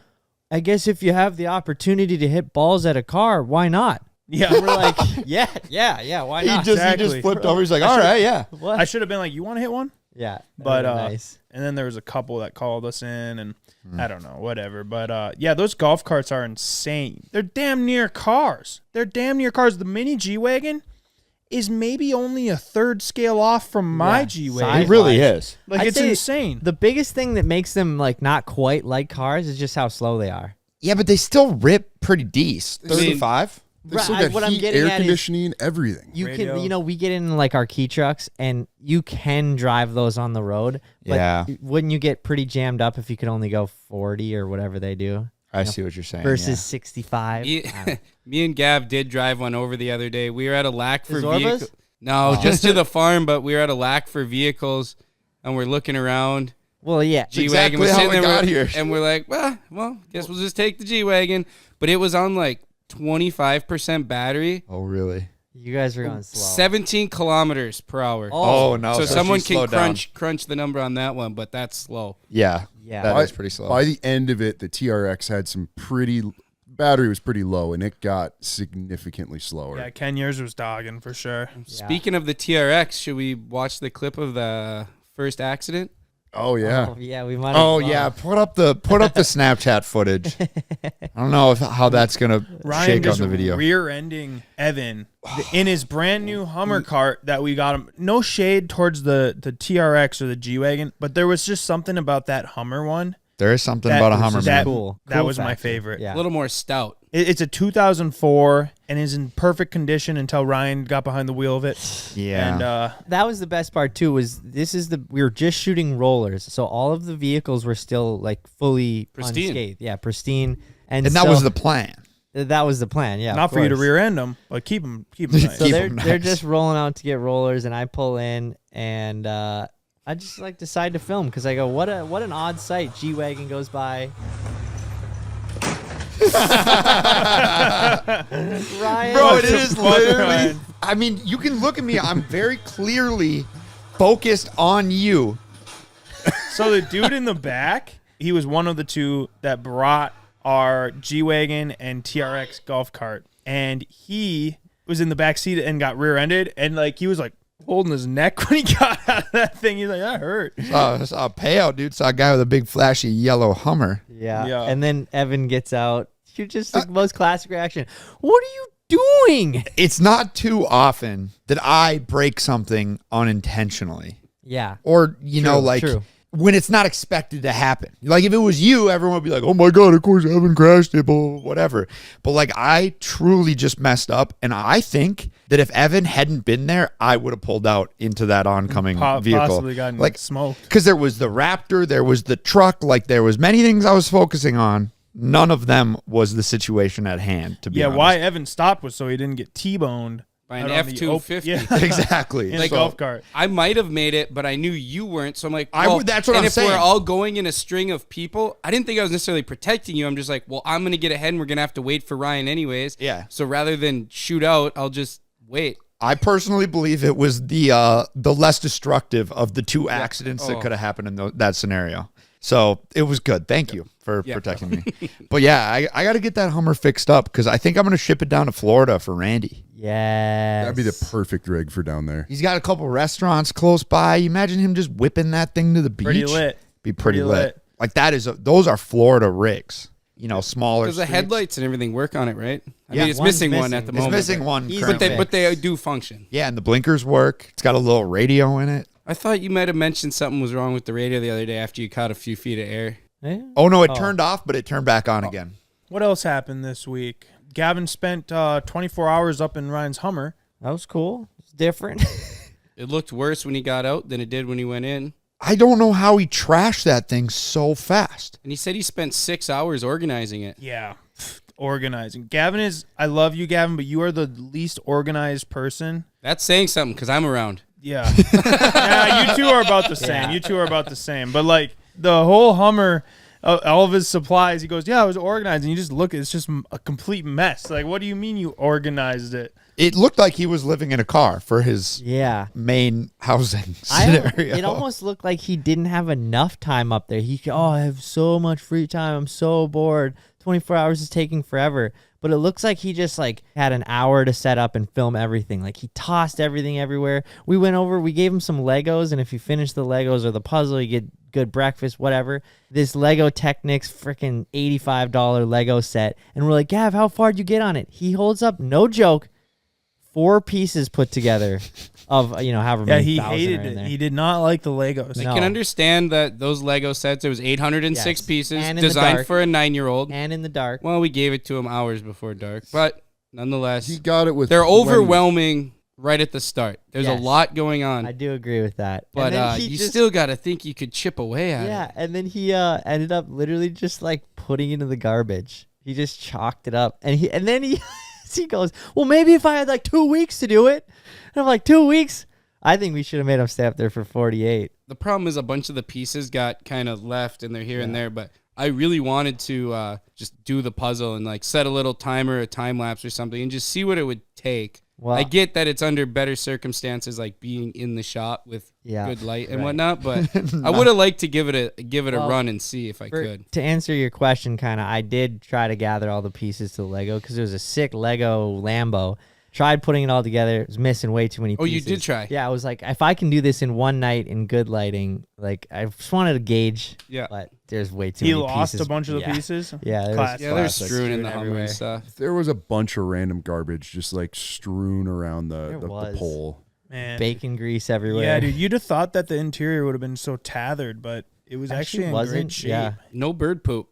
Yeah, that was the most mind-blowing thing to me. And no bird nests. Like, I thought at least one family of birds would have made that their home. It really was. It was almost like it was cleaned out, Yeah. like by all the rain and whatnot. It was. It's like too high to be dusty, and there was no rats and stuff or mice in it. Like if it had been on the ground, there would have been mice and shit in it. But I was expecting like the seats to be completely like just deteriorated. I mean, really the only thing was the headliner kind of drooped a little bit. They don't build them like they used to. When we were picking stuff up at the end and his sleeping bag was soaked. Ben's like, oh, like what's going on here? He goes, oh, I dumped a pan of bacon. That's all the grease. Yeah. Can you imagine being stuck in that confined area with an open flame and you spill your pan of bacon and grease all over? Oh, He's got a flaming suitcase. Honestly, I was a little nervous about him up there, you know? Stranger things have happened. Starts it on fire and has to jump out of it. 16 feet in the air. You could have eaten that fall. You think he could have eaten that fall? He was saying Not without injuries. Well, he said it about 3 times. Like at one point when we were hitting the golf balls at him, he was like, "Oh, I'm gonna quit. If you guys keep doing that, I'm done." And we're like, "What does that even mean, dude? What does done mean?" You were really going after him, Evan. What? You were really with a couple golf balls? Well, that and you ripped that $100 bill in half. That was for him. And then what else did you do? You stole his food. Stole his food. I'm the one that got his food. What do you mean stole his food? The food that he tried bringing with. Oh no, that was me. I stole it. Well, yeah, I mean, we did do that, but that was kind of violating the rules. Me and Ben went to the store, and we had like 4 good meals planned out for him, and then Mike filled his backpack full of beef jerky and granola bars. I didn't know that there were rules that he wasn't able to have food. I'm just like, go, hey, Gav, how you doing? You're going to be up there for 24 hours. You got food, snacks, this and that. And he goes, I haven't even eaten today. What we wanted to do is provide him with stuff where he could cook nice, good meals, and it turns out that he didn't want to cook to make some. Dude, he just didn't have the time. Yeah, he had no time. Like we got him steak and potatoes and salad and all of this. Like, yeah, I just ate the steak, threw the rest of it away. We got him like stuff for burritos. We had rice and other stuff to make nice hearty burritos. Just cooked up the meat, ate a meat in his tortilla. It's kind of like when we go on trips with Ken and his Uncrustables. Oh yeah, the Uncrustables just disappear. Yeah, they do. It disappear into you. Sorry about Daisy. I'm dog sitting today, my child. I think Ken's Super Bowl ad should be an Uncrustables ad. Oh, that would be amazing. I like that. I think Uncrustables were made in North Dakota, weren't they? Yeah, they were invented. Yeah. Jamestown, they were invented. Wasn't it Jamestown? That'd be a good one. Maybe even thought it was Fargo, but yeah. Or maybe it was Fargo, yeah. Something like a play on like a hearty bearded man like you still can enjoy an Uncrustable, because like Uncrustables are invented in 1995 in Fargo, North Dakota. Wow. Really? Is that guy rich or what? Better be. I wonder if he still lives in Fargo. It was actually by 2 guys, David Geske and Len Crenchman. Oh, dude, Geske, they have a bunch of cabins on my lake. They must be doing well. Yeah.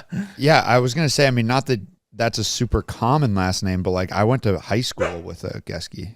We didn't have Uncrustables in my school, which is a damn shame. But that's a good point. Dude, you sounded like Trump there. We didn't have Uncrustables at my school. No Uncrustables. They all had crust.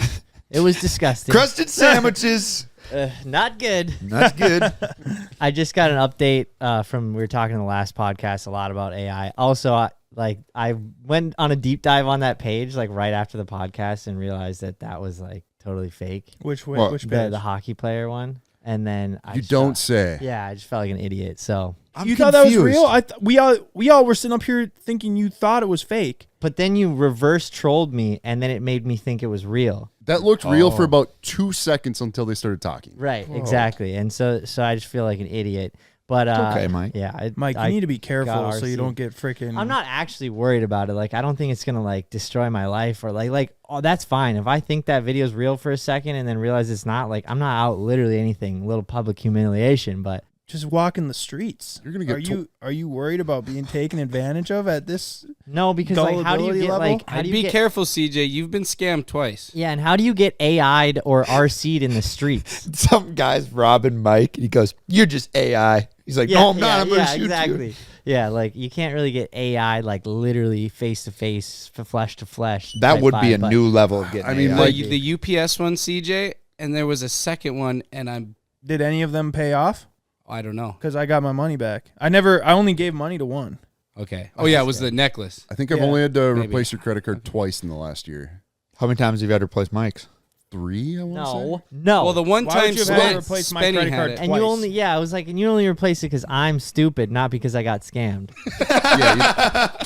But And anyway, AI can't do that. I meant to update.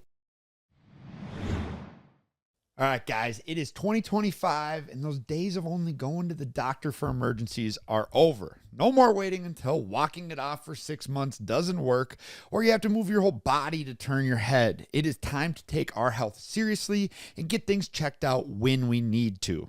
ZocDoc makes it easier than ever by helping to find the right doctor quickly and easily. ZocDoc is a free app and website where you can search and compare high-quality in-network doctors and click to instantly book an appointment with them.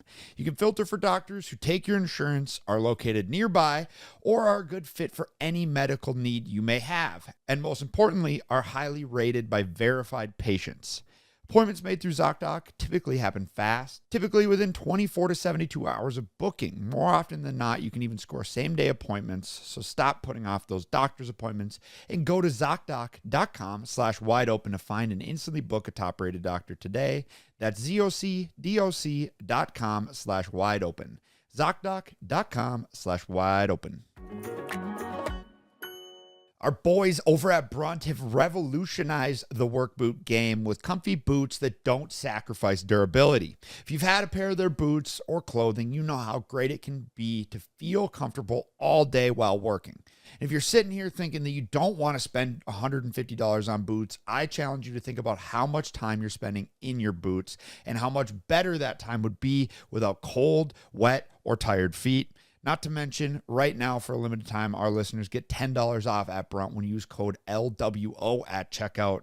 So head to bruntworkwear.com and use code LWO and you're good to go. But you see, Brunt isn't just about work boots. They offer a full range of high-performance gear built for tough jobs. From heavy-duty work pants to weather-resistant jackets, Brunt designs durable, reliable workwear to keep you protected and productive in any condition. Brunt was tired of the workwear brands out there cutting corners. You guys work too hard to be stuck in uncomfortable boots that don't hold up, so they built something better. Boots that are insanely comfortable and built for any job site. And for a limited time, our listeners can get $10 off at Brunt when you use code LWO at checkout. Just head to bruntworkwear.com and use code LWO and you're good to go. After you order, they're going to ask where you heard about Brunt. Do us a favor and let them know that the Life Wide Open podcast sent you. I just got a call from Jackson like right before the podcast. So Jackson, Yeah. there's a new law, the deepfake law. He made that body cam kind of AI video. Just first thing he said, he's like, "It's chill, you guys put it on there. It's actually helping me out." No, it was not malicious at all. He's like, "So I'm fighting it." He's like, he's getting charged with 2 felonies. Yeah, that's... And the worst part is the cops chill with it. He's like, "Oh no, dude, that didn't hurt me." The higher ups are trying to use it as an example. I mean, the cop's like face and likeness wasn't even in there. That's it was just a voice. maybe his voice, but I mean, that could just be a completely AI synthetic Right. voice at that point. So it's a huge part of his defense is that, you know, he's like top's face in it, the badge number's not in it. How the- much time is he facing? Is he facing jail time? He's it's Prison one of time, those, you know, possibly? when they're like, with punishable up to 7 years. Each felony is punishable up to 7 years. He would never up to get 14 So years. 14 years He would possibly never- he's facing? correct, but he would obviously never get that much. He's like, or he's like, in the perfect defense, you get 0. Obviously, he's like, but I'm fighting it because I'm not taking any plea. He's like, why would I take even anything close to a felony on my record for the rest of my life for that? It does set an interesting precedent as like the world goes on. You know, Right. like if he went down without a fight on that one, they go, well, look at this case of somebody misusing AI, and then boom, it's like it's an automatic felony throughout the future. So I mean, what he's doing is the right thing, but it's interesting. Godspeed to him. Yeah, I'm like, oh, I hope you don't get absolutely shafted with lawyer fees, even though I know you will. He goes, yep, I am already. You know, even That's though a problem, he's like, I got a good lawyer that's on my side that wants to help me fight, that's not trying to take advantage of me, but it's still an insane amount. I wonder if there's like lawyers out there that are like willing to do pro bono work to Right. set different case precedents or whatever, like some big lawyer somewhere. Right. Yeah, not in a case like that. There's probably no money for him to Be made. Right. It's a good point. Yeah. But It's yeah, I more just wanted to civil update suit. on that. He said like over in New Hampshire and the whole that East Coast area, he's like, it's huge. It's on radio shows, I news can shows. imagine. Yeah. But yeah, he's like, no, it helped me because I thought he was calling me to be like, hey, can you cut that part out? I of the was worried podcast? about But he that. said I'm it's helping hoping- him. Good. Everyone be aware of it. And go check out Jackson Cole on Instagram. Yeah. Hell of a wheeler. Yeah. Ken, you look kind of right with Daisy just chilling. Kind of comfortable. She's Ken like a little loves dogs. blanket, keep my legs warm. She is. She's like a weighted blanket that loves you. I could see you having a dog like that, Ken. If I had more free time, I think I would like a dog. You'd get a dog like that. Maybe like a bigger version of Daisy. Mm-hmm. She seems like she's pretty chill. What do you need free time for? You could just bring the dog with everywhere you go. Little sidekick. There you go. It's also funny to think like if Ken were to have a dog and brought that dog almost everywhere he went, I think everyone would be very accepting of it. For and sure. It depends a lot on the dog's manners, right? But I feel like if I had a dog, and I don't mean this like anyone's looking at me different. If I had a dog that I brought everywhere, everyone would be like, dude, Micah brings that dog everywhere. Well, that's because your dog would be so badly behaved, Mike. Let's say it wasn't though. Let's say it wasn't. I mean, we remember we had history. I'm not taking but I'm not taking responsibility for that. I do also feel bad because I know how annoying it. Like I feel embarrassed when like Daisy's barking or Daisy's bad, and I know that you tried. And like, although that dog was a little misbehaved, like we were probably extra hard on you for it. Right, but I'm saying even if it was like, well, I don't know. I guess it all depends on how the dogs behave. Yeah, Ken, you should get a dog. I think like, you know, you're almost ready. You're almost done with your house. You could get a big dog. You could get a little dog. I feel like a 50-pound dog is like the max of what I would do. The right size. It's a pretty big dog. And I feel like anything too big and they're just a pain to handle. And then you could have your dog run for mayor. There you go. And the then long you have your con. dog resign, and then you take over. Yeah, you're Yeah. appointed He's VP. Yep. Yeah. Holy now shit. you're thinking I like that. That's some big moves right there. That is. we just got to get some allegations that Jake's dog is not the best mayor in town. Or you just wait for re-election. You got a little time. Raise it I'm up. still voting for waffles. Yeah, same. Haven't seen much of waffles lately. Yeah. Or have you? No, it's been sad. Been a month or so. It's been sad. Been feeling lonely. I think they do probably keep her locked down a bit more, In the winter. especially during hunting season, I think. That makes sense. Dude, we've probably said this many times. This is like the first year where I'm truly not excited for it to get cold. Yeah, ice videos, all that stuff. That's great. We're going to do it because it's going to get cold. But it stayed a little warmer this year. Like up until about this week, it's been like really warm. And I'm just like, I just want it to literally be 60 degrees until April. And then it can start getting hot again. You might have to move about 2,000 miles south. I know. 1,000 miles south to get I that. know. It's just like we've been on such a roll filming videos and like everything's been so productive when it's, you know, when you have the weather for it. Like just as little as we were out on the out on the dirt bike track, came back, had to power wash a bunch of stuff. When you have to power wash in 45 degrees or less, Not fun. it sucks. Where do you guys have any like traveling plans that you want to do this year? You know, like last year we were kind of like, all right, we wanted to hit rednecks with paychecks. We wanted to hit, you know, different places. I feel like we've been to a lot of the places. Like Glamis is coming up for Halloween. We don't have a rig for that. You know, is there anything you guys really want to do? I'd Glamis love to was do fun. like a car rally. You know, we all got fast supercars or of the type. I'd love to do a car rally. I feel like car rallies are starting to get a bad rap. You know, there's been some accidents. There's been like some things. Not to say that I don't want to do it, but I just feel like I've seen, you know, when they were like the exclusive like Gumball 3000 or Gold Rush rallies.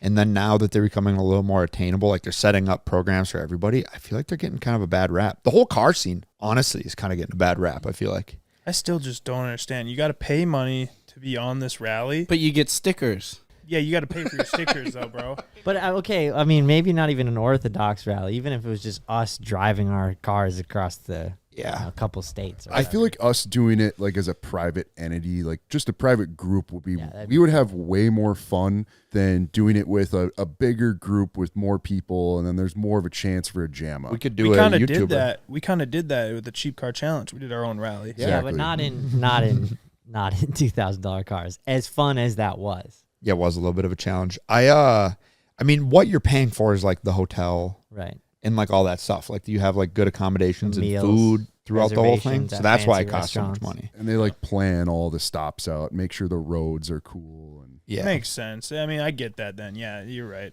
It would be cool to do like a giant YouTuber cheap car challenge. Gets always confusing be when you get a sick. bunch of different people filming it. But like if you had a bunch of different teams, like us, Cleat, some like big teams that did a rally That would across, be really good. could be fun. I feel like the grind hard guys that come up with something real cool. They're doing one right now. Going to from Colorado to back home with Gavin. With what rig again? Not sure if they've announced it. What else? I mean, what else would you guys like to do in the next year? I don't necessarily have any spots I'm like trying to go to. I like being at home. Like I enjoy this time of the year, and then like Q1 comes at the beginning of next year, like January through March, when we got to travel like every week or every 2 weeks. I don't know. I like being at home. I like being able to film here. I like doing all that stuff, and I understand why we got to travel. Right. And like, you know, I'm all about getting the videos and stuff, but I'm not a huge traveler just because we've done so much of it. Like Ryan and I are going to Nashville this weekend with his girlfriend and my fiance to go to a wedding, and like that'll be fun, but like, I don't know.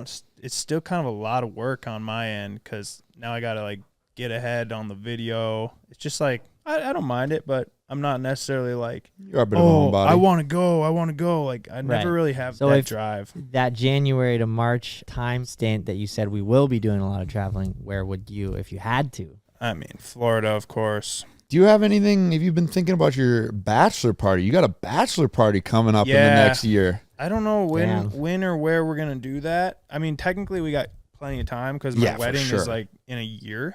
It's probably like 360 days out. Yeah. So like we have plenty of time. And how much time did you have from engagement to wedding? Was less than a year, right? It was 8 months. 8 months. Okay. So, and you got that done. Like you had, I mean, not that it was easy, but you had plenty of time. 10 months. 10 months. Yeah. Okay. I think I'll do my bachelor party more close to the wedding. So it'll probably be like next fall.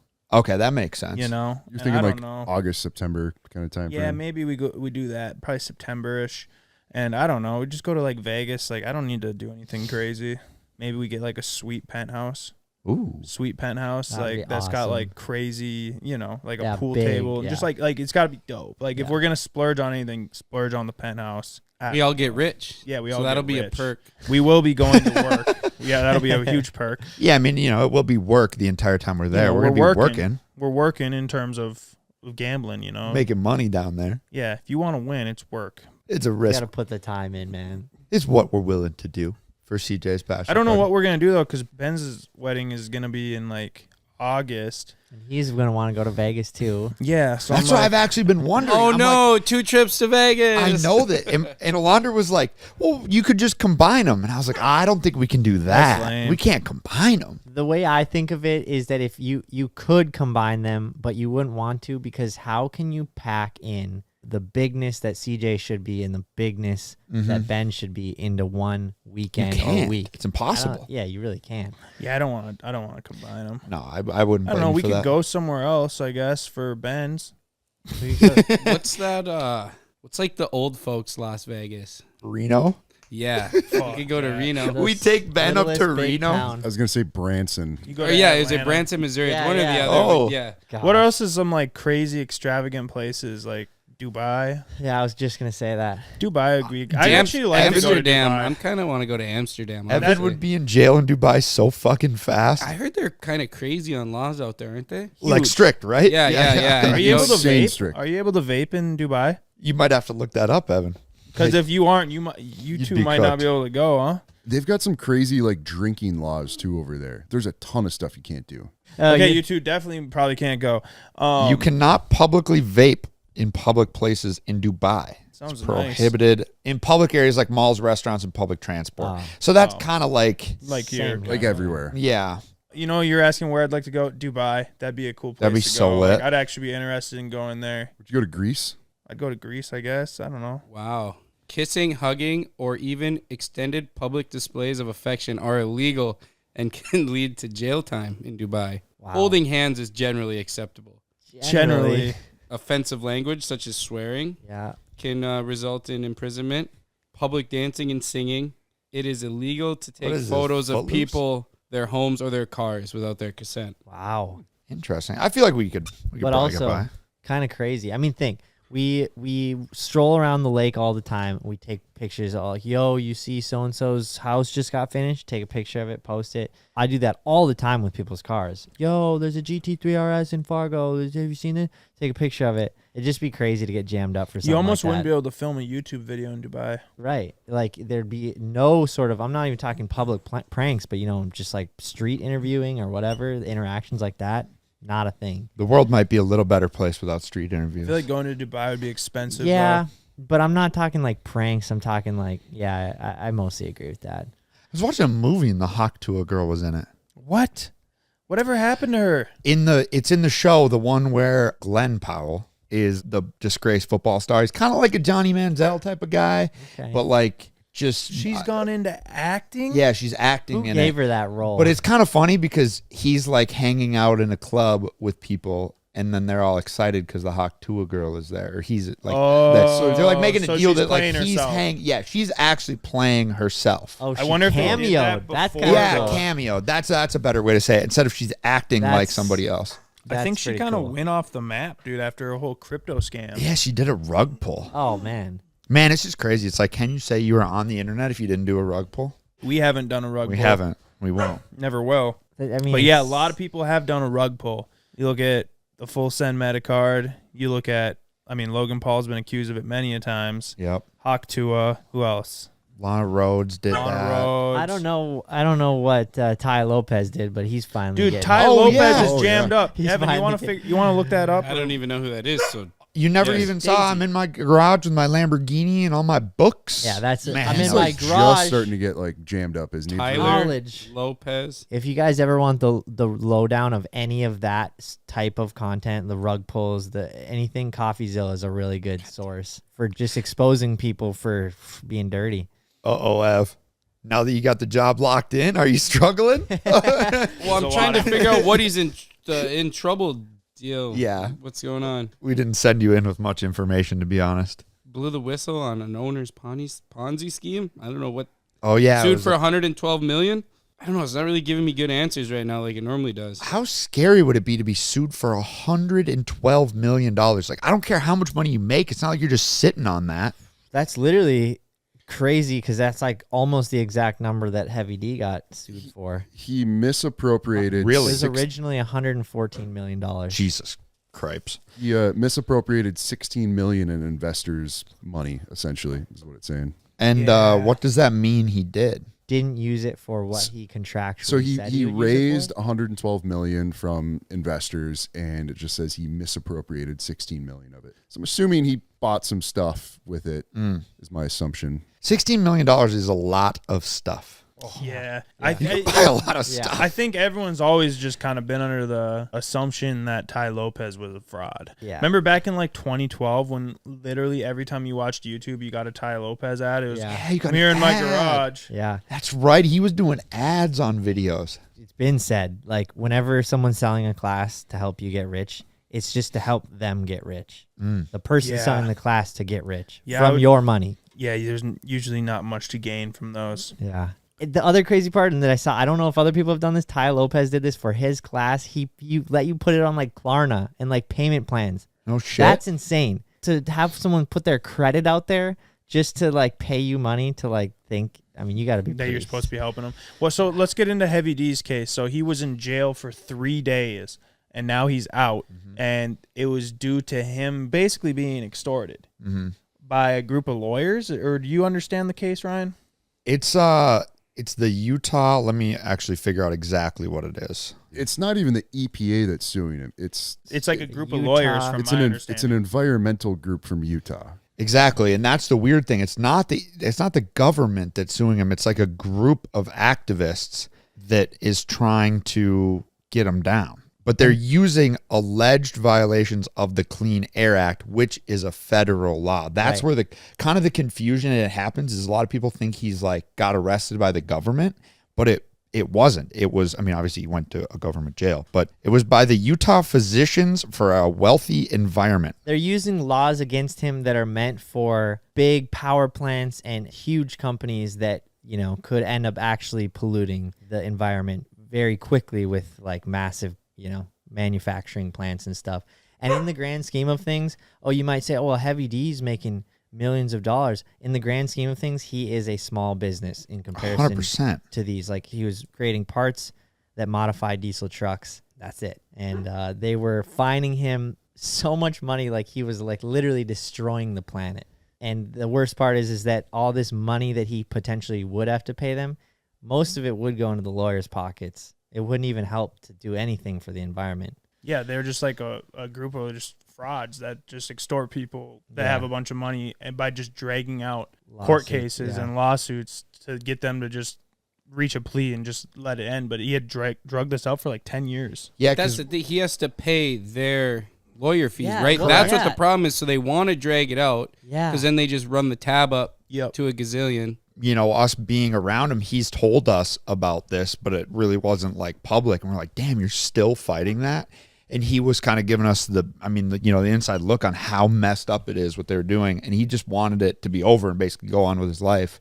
And then they went out and arrested him and are dragging this back into the limelight again. And now he's like, dude, people can't get away with this. Because again, I think it sets a dangerous precedent that if you can just sue people and take their money for... Well, they've done this 10 times before, it sounded like, but he's fighting it. And I think the judge and the jury are all now seeing what they were doing, and they might be getting into some big trouble. These people that were extorting them. Really? Yeah. Yeah, I mean, he basically, he made this long, you can go check it out, long post explaining exactly why he went to jail. And like the Utah Physicians Instagram page, I know it's not that crazy, but they turn their comments off. They're just getting ripped. That's always a good look. Yeah. This is kind of going back to something we were talking about earlier with scams. I've been meaning to bring it up, that there was this Vice article, woman scammed out of $6,800 by astronaut who said he was running out of oxygen. That's a good one. An 80-year-old woman, which is Mike, sad. did you fall for that? No. You wouldn't fall for this one? Negative Ghost Rider. It's sad because it was an 80-year-old woman. Like, it's an old lady. Yeah, maybe if I was 80, I would. Yeah, who knows what the AI scams are going to be that they come up with Yeah. by the time I mean, we're old. I'm not going to be that sharp when I'm 80, so we'll see. It says an 80-year-old woman in Japan sent the equivalent of $6,800 to a man she believed was an astronaut in orbit. He says he was low on oxygen and she thought they were in love. Oh, my. Oh, gosh. Wasn't she also being like attacked by aliens or something? Eventually, he messaged her that his ship was under attack and he was Oh. running out of air and he needed money to stay alive from a space oxygen gas station equivalent. She sent it. That's actually like super What? fucking sad. It sounds like a Rick and Morty show or episode. In 2022, another Japanese woman lost more than 4 million yen, which is $27,000, to a man pretending to be a Russian astronaut who said he needed help covering rocket fees so they could get married once he landed. Fudge. Have I ever told you guys about my boss? My old boss at Yeah, the place let's I hear used to about it. work? He was talking to this girl who lived in some Asian country, and she was needing money to come to America. He had met her sister in an Asian massage parlor, and she said, oh, you would love my sister, right? Anyway, she needs to come to America. He would message her and he would show me the messages. You know, he's a little older, so he's freaking stoked. Like, he's got this chick, you know, Young, sending hot him chick. pictures, being, you know, like, I love you, you're my American sweetheart, all that, whatever. And so he kind of was like, what do you think about all this? And I was like, you're for sure getting scammed. You told him that. Yeah. I mean, he You didn't just go, oh, nice, man, nice. Yeah, you should do it. I mean, I think after like Looking out for That's the him. easy many thing to months and like all this, I think one day like the whole shop had kind of just decided like, hey man, you know, like we it's the right thing to do would be to tell him that he should not keep sending exorbitant amounts of money over to her to get her to come to America. Yeah. How much money is he sending? I don't remember off the top of my head, but I remember as a college kid, I was absolutely blacked out at the numbers. Like Oh, shit. 5,000 here, 10,000 here. That's a like fuck ton of money. big money to import lamps. Like your classic shit, right? So I'm like, oh, dude, he's totally getting scammed. Whatever. Life goes on. We don't really hear much from it. Then she came to America, but she went to Texas, not to Minnesota, North Dakota. So like really far away. I was like, huh, that's pretty weird. Sure as shit. They got married. No way. She came up here. They I got love married. that. And I saw a picture on Facebook. I was like, no shit. It actually worked out for him. So there is. You never know. So it was kind of a scam, but also Yeah, some she return. scammed him, Well, but yeah, they it's like- actually did yeah. work. At the end of the day, he ended up with a wife and a lot less money. Yeah. I think that's just how That's it goes. inevitable. Actually. I You honestly- can't put a price on happiness. Or love. I swear that only happens in the movies. You know, like you're watching some comedy movie. Somebody's like, "Oh, he keeps talking about his like this hot girlfriend he has." Definitely not real. And at the end of the movie, she shows up. Everyone's like, "What the?" I don't know about you guys. My grandparents are now in the nursing home. I've kind of started to miss like grandma's cooking. You know, like when I was a kid, you always just took it for granted. Like holidays and shit were just kind of a pain in the butt. But now I like look forward to Thanksgiving You dinner. thought holidays were a pain in the butt as a kid? I mean, not like Christmas Bro, and getting yeah. gifts and stuff, but like, were you ever like, oh my God, I can't wait to go to Thanksgiving? Yes. That's because it's your family. Yeah, it was fun. It's like dude. if you had like cousins and stuff to like Yeah. play with, then Yeah, it I was did. fun. Yeah. Like me and cousin Joe would go just disappear on four-wheelers. And That's a big do part shit. of it. Sounds like lit. all Thanksgiving. Yeah, Yeah, I no, it always was enjoyed it, It was yeah. always a good time. hanging with the fam, eating Easter good was food, good. snacks, whatever treats. So, anyways, yeah. So now you're missing your grandma's Yeah, cooking. I'm just huh? missing grandma's cooking. I'm wondering if grandma's cooking is a dying art. Like, I mean, you know, like, do you think moms, how many of your guys' moms are like gonna grow up to be in like that grandma age, like cooking really good meals? I could see your mom. My mom for sure. Oh, I My think it mom just debatably cooks better you know, meals as in- than anybody. Yeah. I mean, she rivals Jen. I think Jen beats her on the healthy point, but my mom, in terms of just making normal cooking, like I don't know if anyone's beating her. Really? I'm just saying it. She's and it's not like you're biased. such a good cook. She's such a good cook. Like Alex is a good cook too, but Alex says it all the time. She's like, it's just like, how do I even Compete with, compete yeah. with That Kim? Like she experience, like almost yeah. gets nervous like cooking in front of my mom because my mom is so good, and Alex is great too. But to answer your question, I think it's a dying art. I think less and less women are knowing how to cook. Yeah. And you're right in terms of like what's gonna happen when they're grandmas. Like you're just not gonna know how to cook. You're not gonna cook. Yeah, we're not getting like the little card, you know, like No, nobody that's has like the definitely dying. cookies. That's definitely you know, dying. and it's like freaking grandma Judy's cookies, you know? I Like feel my like grandma Bev's got some gas cookies. dude. Alondra's always cooking. I feel like she's always Yeah. making Yeah, stuff. so Like She is. I don't think it is. I think when Alondra's a grandma, she's gonna be ripping harder than ever. well, we're not talking about our women. I think just in Well, general, that's like, Yeah. but more and Ryan's more women. specifically talking about grandmas. Like my mom would always hook me up with food, and now she just hooks me up with more food because she's technically a grandma.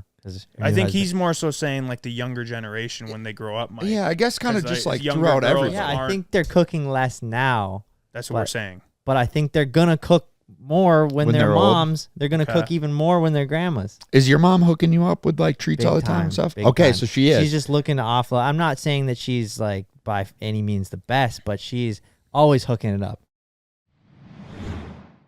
When you get the Cash App card, not only do you get access to a ton of perks and benefits like exclusive early access to nationwide concert pre-sales or discounts on popular brands, but you also have extra security with the power to instantly lock or unlock your card right from your phone in just one tap. I love how easy it is to sign up for Cash App and send and receive money, but Cash App does more than you think when it comes to having your back and making sure that your money stays your money.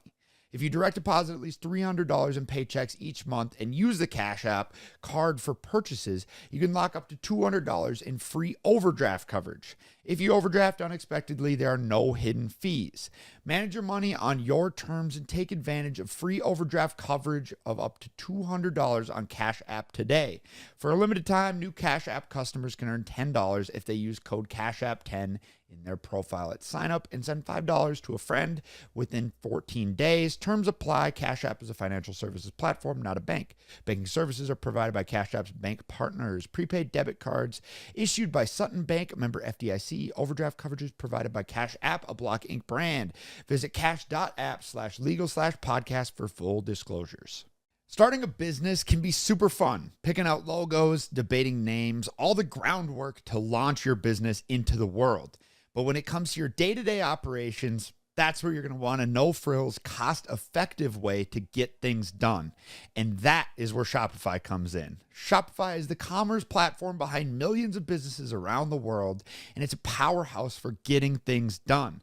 Shopify is packed with helpful AI tools that write product descriptions, page headlines, and even enhance your product photography. Shopify is your commerce expert with world-class expertise from anything from managing inventory to international shipping, processing, and returns, and beyond.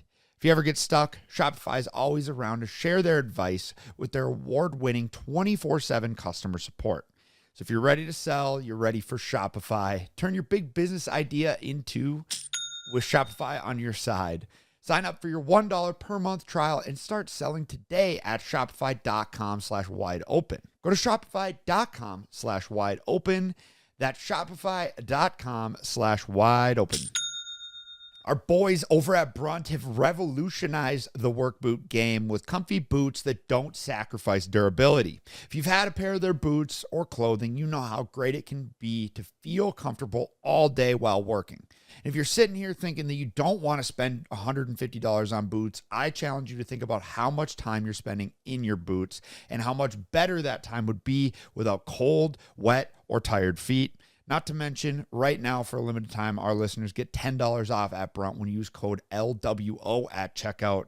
So head to bruntworkwear.com and use code LWO and you're good to go. But you see, Brunt isn't just about work boots. They offer a full range of high-performance gear built for tough jobs. From heavy-duty work pants to weather-resistant jackets, Brunt designs durable, reliable workwear to keep you protected and productive in any condition. Brunt was tired of the workwear brands out there cutting corners. You guys work too hard to be stuck in uncomfortable boots that don't hold up, so they build something better. Boots that are insanely comfortable and built for any job site. And for a limited time, our listeners can get $10 off at Brunt when you use code LWO at checkout. Just head to bruntworkwear.com and use code LWO and you're good to go. After you order, they're going to ask where you heard about Brunt. Do us a favor and let them know that the Life Wide Open podcast sent you. I got this. You guys want some of this? I got some that's of this. pretty lit. And I'm like, dang, you're just cooking all the time. Well, yeah, I just cook double batch, whatever. I don't know. As it comes with age. I think it just kind of depends on who it is, because it's like my grandma on my dad's side rarely cooked anything, but the grandma on my mom's side like cooked all the time for all the meals. I don't know how you could be a grandma and not cook. That's actually true. My How grandma. the fuck did you like? What are you gonna do when everyone comes over to your house for Christmas? My grandpa, my dad's dad cooked 90%. Oh, And then really? My grandma like cooked a little bit, Really? a little bit here and there. I'm like, and it was weird. I was like, why is Grandpa always cooking? Yeah, you're like it's this great, guy's but- out here working in the field and he's got to Yeah. cook when he comes in. Yeah, So I don't know. I was just thinking about it as like the holiday season approaches. You know, times change and grandparents go into nursing homes or unfortunately But pass away and that stuff like is- that. yeah. You know, what will it look like in a few years? Actually, Alondra and I were talking about, like, because we're working on the house and stuff. And she's like, maybe we could host Thanksgiving for your and I was like, for my family? And she's like, yeah. And I was like, oh, we've got so many aunts and older cousins to get through. Yeah. Like, I feel like there's a hierarchy for that type of shit. But I was like, maybe Friendsgiving next year. It also depends on whose house is best for hosting. That's also true. That's the other thing. Yeah, I think we should definitely do Friendsgiving at your place this year. Well, I guess Next your year. place won't be done. Next year. Yeah, I was That's say we're it. just Be a being a little large chilly. hole. yeah. But Might have walls in there this year. Oh yeah, we're gonna. we have should do walls. it at Ken's house. My house will not be ready this year. I thought you were just saying my house. use You the are not boathouse. coming into. Might be a stretch, but let's hit up Evan's house for Friendsgiving this year. Let's do it. We I have a don't- hell of a Friendsgiving up there. Let's go. I don't think any of us have actually been to your house. No, I haven't. You're not missing much. It's close to the casino. Very close to the casino. It's close You to should riding probably areas. move. Dangerously close You to the should casino. probably move, Evan. Have you ever thought about that? I know you haven't being thought too about close it. to the casino? You look at it as a good thing, but Yeah, I don't even have to drive. You're but that like close? straight up, dude.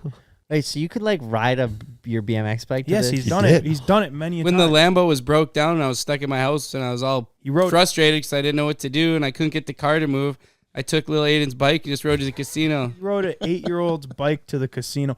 Anyways, Evan, That's Evan. awesome. you know, I love to gamble. Large advocate for sports betting. Well, your sports betting's arguably closer to you than the casino is to him. Yeah. But I'm just saying, do you think ever that you should maybe move a little further away from the casino? I'm not sure if distance would truly be able to drive a wedge Do you think so? between me and the machines. I know we've talked off camera, like maybe last year was a pretty big net loss. Last year I think I did pretty good this year, honestly. Well, so far, I mean, You on the year's up and not up? done. Yeah, I would say last year you had to have lost a pretty large amount of money in gambling. Yep. This year, you seem to be doing pretty decent, but you also don't tell me about your losses. What do you think are you even keeping a tab, or where would you feel overall with pull tabs, Vegas trips? You're using the a casino. player's Well, card. I right? haven't been trying to think. In Sturgis, I don't think I did that good. Went to the Drift Mansion. I didn't do that good. Yeah, I don't know. I think I would say absolute maximum that I could be down would be like 10 grand. And I think I'm far from that. I think at most I'm maybe down a couple grand this year. Wow. This year, okay. That'd be actually really good for how much But you gamble. spend quite a bit of time gambling. Yeah.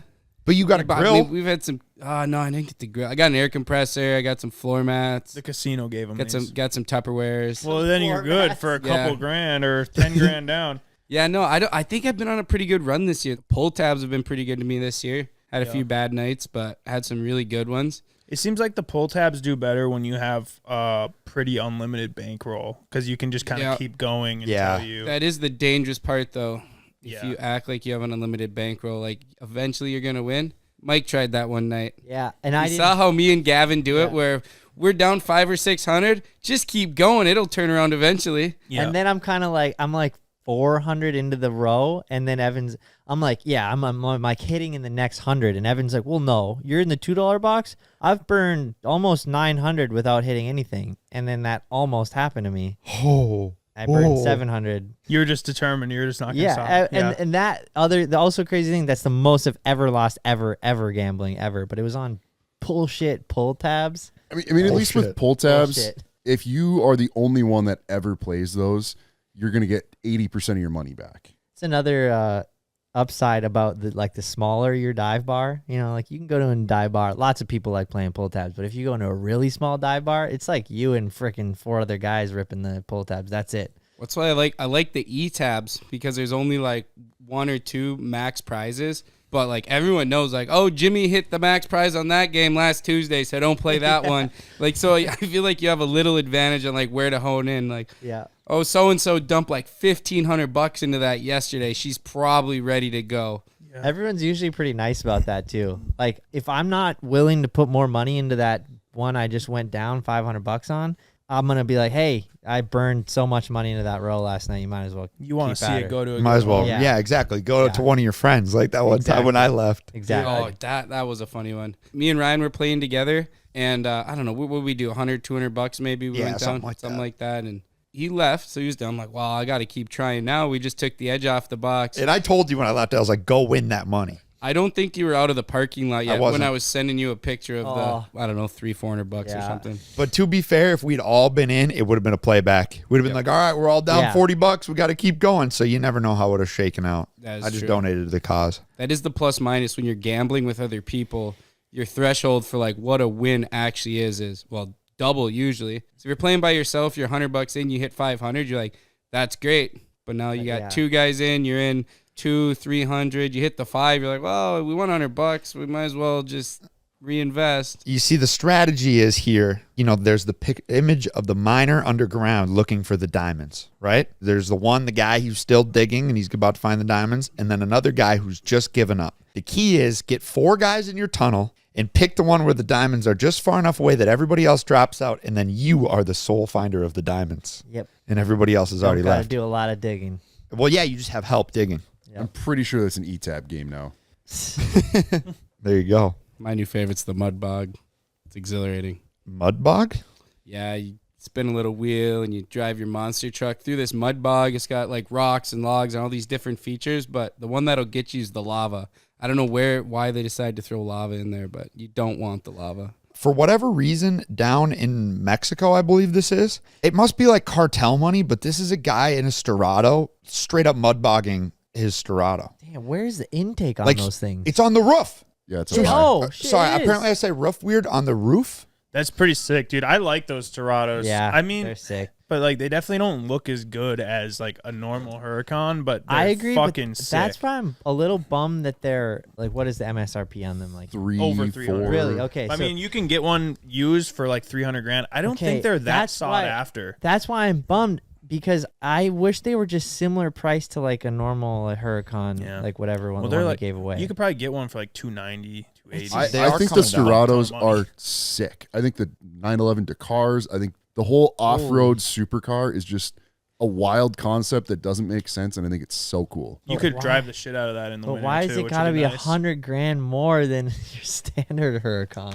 I Well, think it is just they're new. They're new. Yeah, haven't that's what a normal depreciated. Huracan There's way more regular Huracans Okay, than yeah, Storados, you're so right. it's just like the supply isn't there. Ryan, that's what you should buy.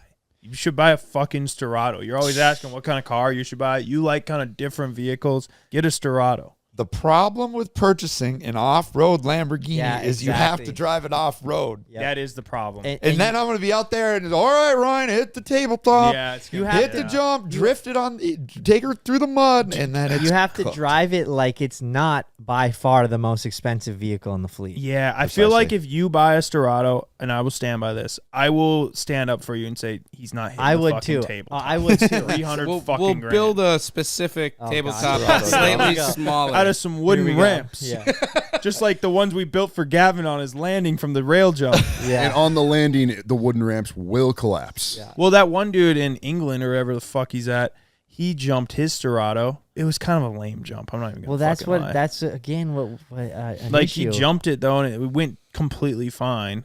That's the problem is you can do the YouTuber jump where it's just like a flat, Yeah. like Jake's like van what Street jump. Speed does. Yeah. It's the landing's a little bit lower. I mean, yes, he's jumping really expensive rigs, but it's like, okay, this is a good boot actually. Holy Oh, that's him. Oh, Yeah, that's him. Never mind. That was a good jump. oh God. This He was a must have boot. done it again. Jeez. Yeah, he totally hit the bumper. It survived busted that his actually. car. That's pretty good. I was expecting the airbags to go off. That's a pretty good He boot. probably pulled the fuse. I'm just This was wondering- just a poor jump actually to the other side of doing a really lame jump. This one like The jump wasn't set up great. Okay, this I'm, was even worse I'm than A the little bit too curious. much of a kick, but he got enough air to earn my respect. I'm curious 100%. as like, what's the happy medium? What is a car that you could turn into a rally car since they don't make a lot of like rally-esque cars from the factory? What's a car you could turn into a rally car that is a happy medium? Still C8. super cool. I think Brian, the get a Storado. C8 E-Ray, they should make a Storado Okay. version of it. And I could make content out of turning one into it with Yes. like lifted suspension and you do some stuff. Not as cool. Right. Also not Well, as expensive. they're all-wheel drive. That's You what I'm could getting at. pick It's up a happy medium. E-Ray and drive that in the winter. I know, and they're actually Cheaper. They're cheaper. So They're you not could holding their trade value. something, dude. Anything electric never holds its value. If you're planning on it, even getting remotely some of your money back. I thought about it last year. I was trying to find an orange E-Ray, and now I would have an orange Z06 and an orange That'd be E-Ray. sick. But you'd settle for a red? I could settle for a red. Could wrap it, I guess. But yeah, Stratos are cool cars. I mean, riding in supercar runs is pretty legit. This video actually, like, this is a good little send through the mud and whatnot for a 1600 horsepower twin turbo car. Yeah, that thing's extra nutty. Something happened with this thing where you like blew it up, right? Yeah, it just over all the We got sand twin and stuff. turbos and shit. Yeah, it sucked so much sand into the motor and did end up blowing up. Whatever that $50,000 motor rebuild. Here's actually, I have a text from Brant. You got any interest in this TRX? Trying to find a home for it. Ryan's getting a Storado. Sorry, yeah. dude. Reply to him, yes. Yeah, I do think you should get another one. What color is it? It's kind of like a lame silver. Get a yellow. I kind of like those just, silvers. Just wrap it. I think Ryan a yellow TRX. would The be yellow funny. school bus Be TRX. Funny as fuck. And then you later down the line can buy your Humvee and then a TRX swap. Ryan, buy an H2 Hummer that's actually nice. It's gonna cost you probably 40 grand. I think it was like the 2008s or 2009s. Those had like the different interior, which was a little nicer. It would be sick. It'd be a lot of money. And when you showed up and we're all like, oh, Ryan, sick. You got another H2. This thing's actually clean. Guess what's not sick, though, when you actually have to drive it? Yeah. Look at this one. Don't That's talk him fucking out of it, Mike. sick. What are you What do you doing? mean? How is that not sick? I bet Just you looking out for a him. Hummer H2 drives similar to your lifted truck. Yes, but still That one just is dated. $80,000, CJ. 80? Holy It's more than my new one. Yeah, it's Holy way cooler shit. It though. probably will hold value. Yeah. Yeah, I mean, think about it. It's a 6-liter. You could turbo that. You could supercharge it. You could really do something crazy. Hold on, you can get into the 40s. Got good bones. This one's 37. This one's 18. Like you can definitely get some cheaper ones and make them dope. I mean, if it can power our Miata, it can power a Humvee. I could probably trade both my cars and have a pretty good down payment on a Storado. There you go. That is a scary If statement. you did that, Ryan, people would have so much respect for you. They would. Trading him both his rigs and then driving a Storado all winter. I'm for it.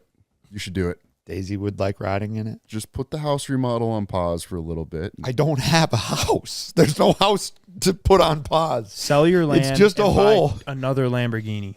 Jeez. Fuck.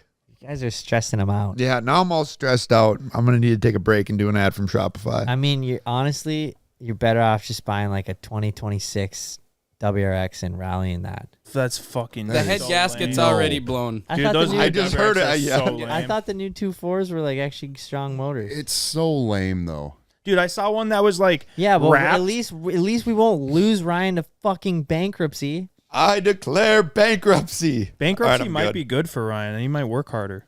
Just think. Not saying you don't work hard I now. was going to say, damn. Okay, no. No, not saying that you don't work hard now, but then you'd be like, fuck, we gotta go ham. We gotta And go then you ham, just boys. It'd be like back in the day when we were like really back against the wall. When you don't got any money, then you just really gotta go ham. Yeah, I would say we're moving that direction versus the other direction. Yeah, it's currently. like So, Lamborghini. Just yeah. think, a channel will go up, bank account goes down. but that's part of it, you Yeah. know? Mike, since when were you all for saving money and going the cheap route and not just blowing the budget on that? Well, did you see my Corvette buy? It was like the cheapest Corvette I could literally find to get a part of the Corvette gang so that I could. But it's gone now, Mike. That's the one thing I'm not sure if you quite grasp with your spending habits is you always say, no, but I bought the cheapest thing that I can possibly buy. But typically when you buy the cheapest thing, it has no real value in terms of resale or it doesn't true. work. It's just or so it's kind Why of is it it's gone? ultimately Why is it gone though? it's completely toasted. It didn't work from the start, and then it also got ran into by an armored truck. That wasn't my fault. But it was didn't really completely work out of- before It that. was like a tree falling on it. I mean, I still think we can pull a few parts off it. And it's gonna drive again. but yeah, It'll no, just look like Ryan's Corvette. I agree. But The- yeah, to the answer your old question, Corvette, Ken, whatever that is. there's more to it than just spending all the money you have. It's about buying the cheapest thing possible. Sometimes- while in spending the all money. highest quantity. Yeah. Sometimes, but you don't get near zero. I'll tell you that much. That's a dangerous thing to do. Stay Yeah. far below it. Keeps Stay you hungry. motivated, Keeps yeah. you Stay hungry. motivated. Keeps Yeah. you hungry. That's Yo. that's the togi outlook. I'm gonna Stay change. scheming. I'm gonna change my background right now to this very sick Storado. There we go, Ryan. I'm gonna put it on the vision board. The price already includes the $5,200 delivery. How much it costs? 320? $295,000. Full Fuck. Alcantara You interior. can kick them down to You should 280. get 2 at that price. I think you should. Yeah, should be worth about 180 in a few 180, years. Yeah. No, Yeah. those might actually hold their value though, because there's so few of them. Not after he jumps it. Probably not. But yeah, I mean, the other If we ones- put it on the pole. Yeah. No, the Hummer, man, I've actually been enjoying kind of just jumping that thing. Yeah, I mean, there's no I doubt. already regret saying that now. 3 videos from now, Ryan jumps his Hummer. I mean, after you hit that second deer, your care level for that car kind of went down a lot and you have jumped it quite a bit. Yeah, well, I mean, it looks like it was hit in By a side another car, impact. Yeah, like another car hit it. It's fine. They'll fix it up and it will be all good. Wago. I ended up talking with Spenny. Yeah. I've been keeping up with him. He is spirits high, and he's basically just rehabbing. So like his whole day is spent around rehabbing his hand, Dude, it's crazy. which I feel bad for him, and obviously because he's injured, and now he's spending a full day every day rehabbing. But it seemed like his spirits were pretty high, and yeah, he's like ripping hyperbaric chamber. He's doing Red light therapy. red light therapy. He's doing like all of the like most modern All of it. technology. His amount which of rehabbing made me realize that my rehab and physical therapy for like back when I broke my foot was extremely like negligent and minimal. yeah. Like he's rehabbing like an athlete. Yeah, I mean, he is an athlete. He's doing it all day long, basically. Right. It's just revolved around rehabbing his hand. It's crazy to He see. said what he's doing, peptides, some kind of platelet thing. There's a bunch of stuff. Everything. So like anything under the sun, I think he was kind of throwing at for it. anyone wondering what he's up to, that's what he's up to. I can't wait for him to get back down here. You know, even if I wonder if there'd be a way for him to be down here and still rehabbing. I was trying to think about that earlier, but I was wondering on that too. He was telling us, so he lives in Calgary, and Calgary has the old like Olympic training grounds because the Olympics were held there in like the 90s. And so they have a bunch of athletes and sports medicine, and like it's a really good place actually to get better because they have so much stuff there. Plus he has friends with hyperbaric chambers and stuff like that. But yeah, he showed me, and he's got about like this much movement in a few of his fingers back. Still no feeling, but he told me like literally the night when he FaceTimed me after he'd just gotten out of surgery, he's like, it is my job to get better. Like that's all I'm going to focus on. So But yeah, when it comes to actually more physical therapy, more movement, the healing's done, but now it's just getting that movement back. I feel like maybe then he can come back. It's the nerve healing. Well, which is going to be the longest. The nerves and the most tendons. frustrating. Like, you know, like just knowing that or hoping to know that your feeling's going to come back, but like having it take, let's just say a year. They told him potentially 3 years. Let's just say a year from now, he still doesn't have that feeling. You know how discouraging that is? Like, what if it never comes back? You just got to stay at it. praying for that boy.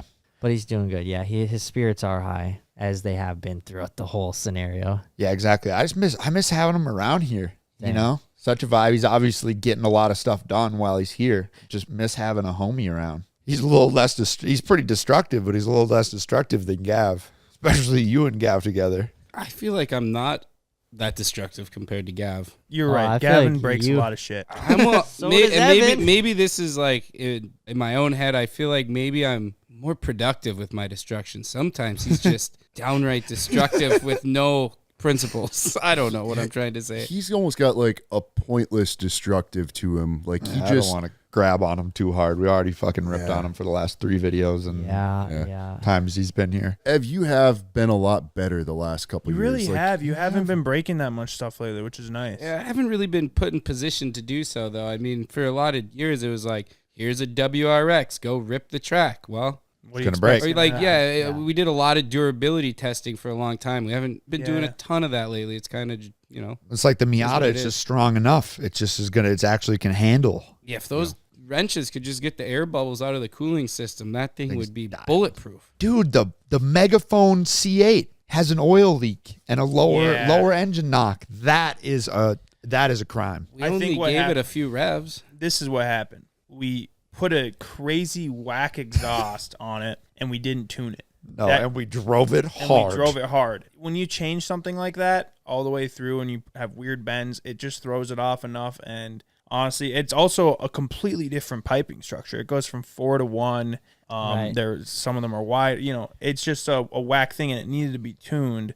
We didn't have time for that. So now it's leaking oil, knocking a little bit. Check engine light's been on since we took it off the lift. And I think the damage is already done. I think we just drive the thing until it pops, and then we'll replace it. Yeah, do a nice middle-of-the-road motor build and build one heck of a drift car. Dude, That thing with an angle kit, lower it just a little, So and a hydraulic e-brake that will never work, but we'll throw one in there for looks. Yep. And then rip the heck out of it. Yeah, that's exactly what our plan was. Such a good chassis for that. Oh, my God. You can tell, like, it just doesn't turn sharp enough. But, like, other than that, it literally just wants to drift as is. Really? Dude, Oh it's my like, God, it's like you just, like, pepper the throttle a little bit and dump the clutch, and you're just already, like, sliding. Sideways.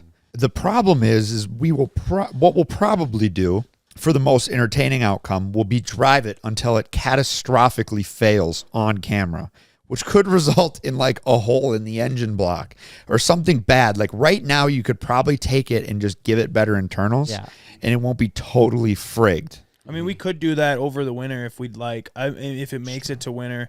But then again, how expensive is it to pick up a motor for a C6? I mean, we should probably stud the tires and do some ice drifting, I think. Get the Miata out there, get the C6 out there. crazy. Mike's drift car, maybe. Yeah. Probably not, but that'd be Probably good. not, but Yeah, we got to maybe. figure out some ice vehicles for this year. I don't know if we want to say them on the pod because people might take our ideas, but Well, I don't think it's any secret idea. We're just going to throw ice tires on everything. Probably right.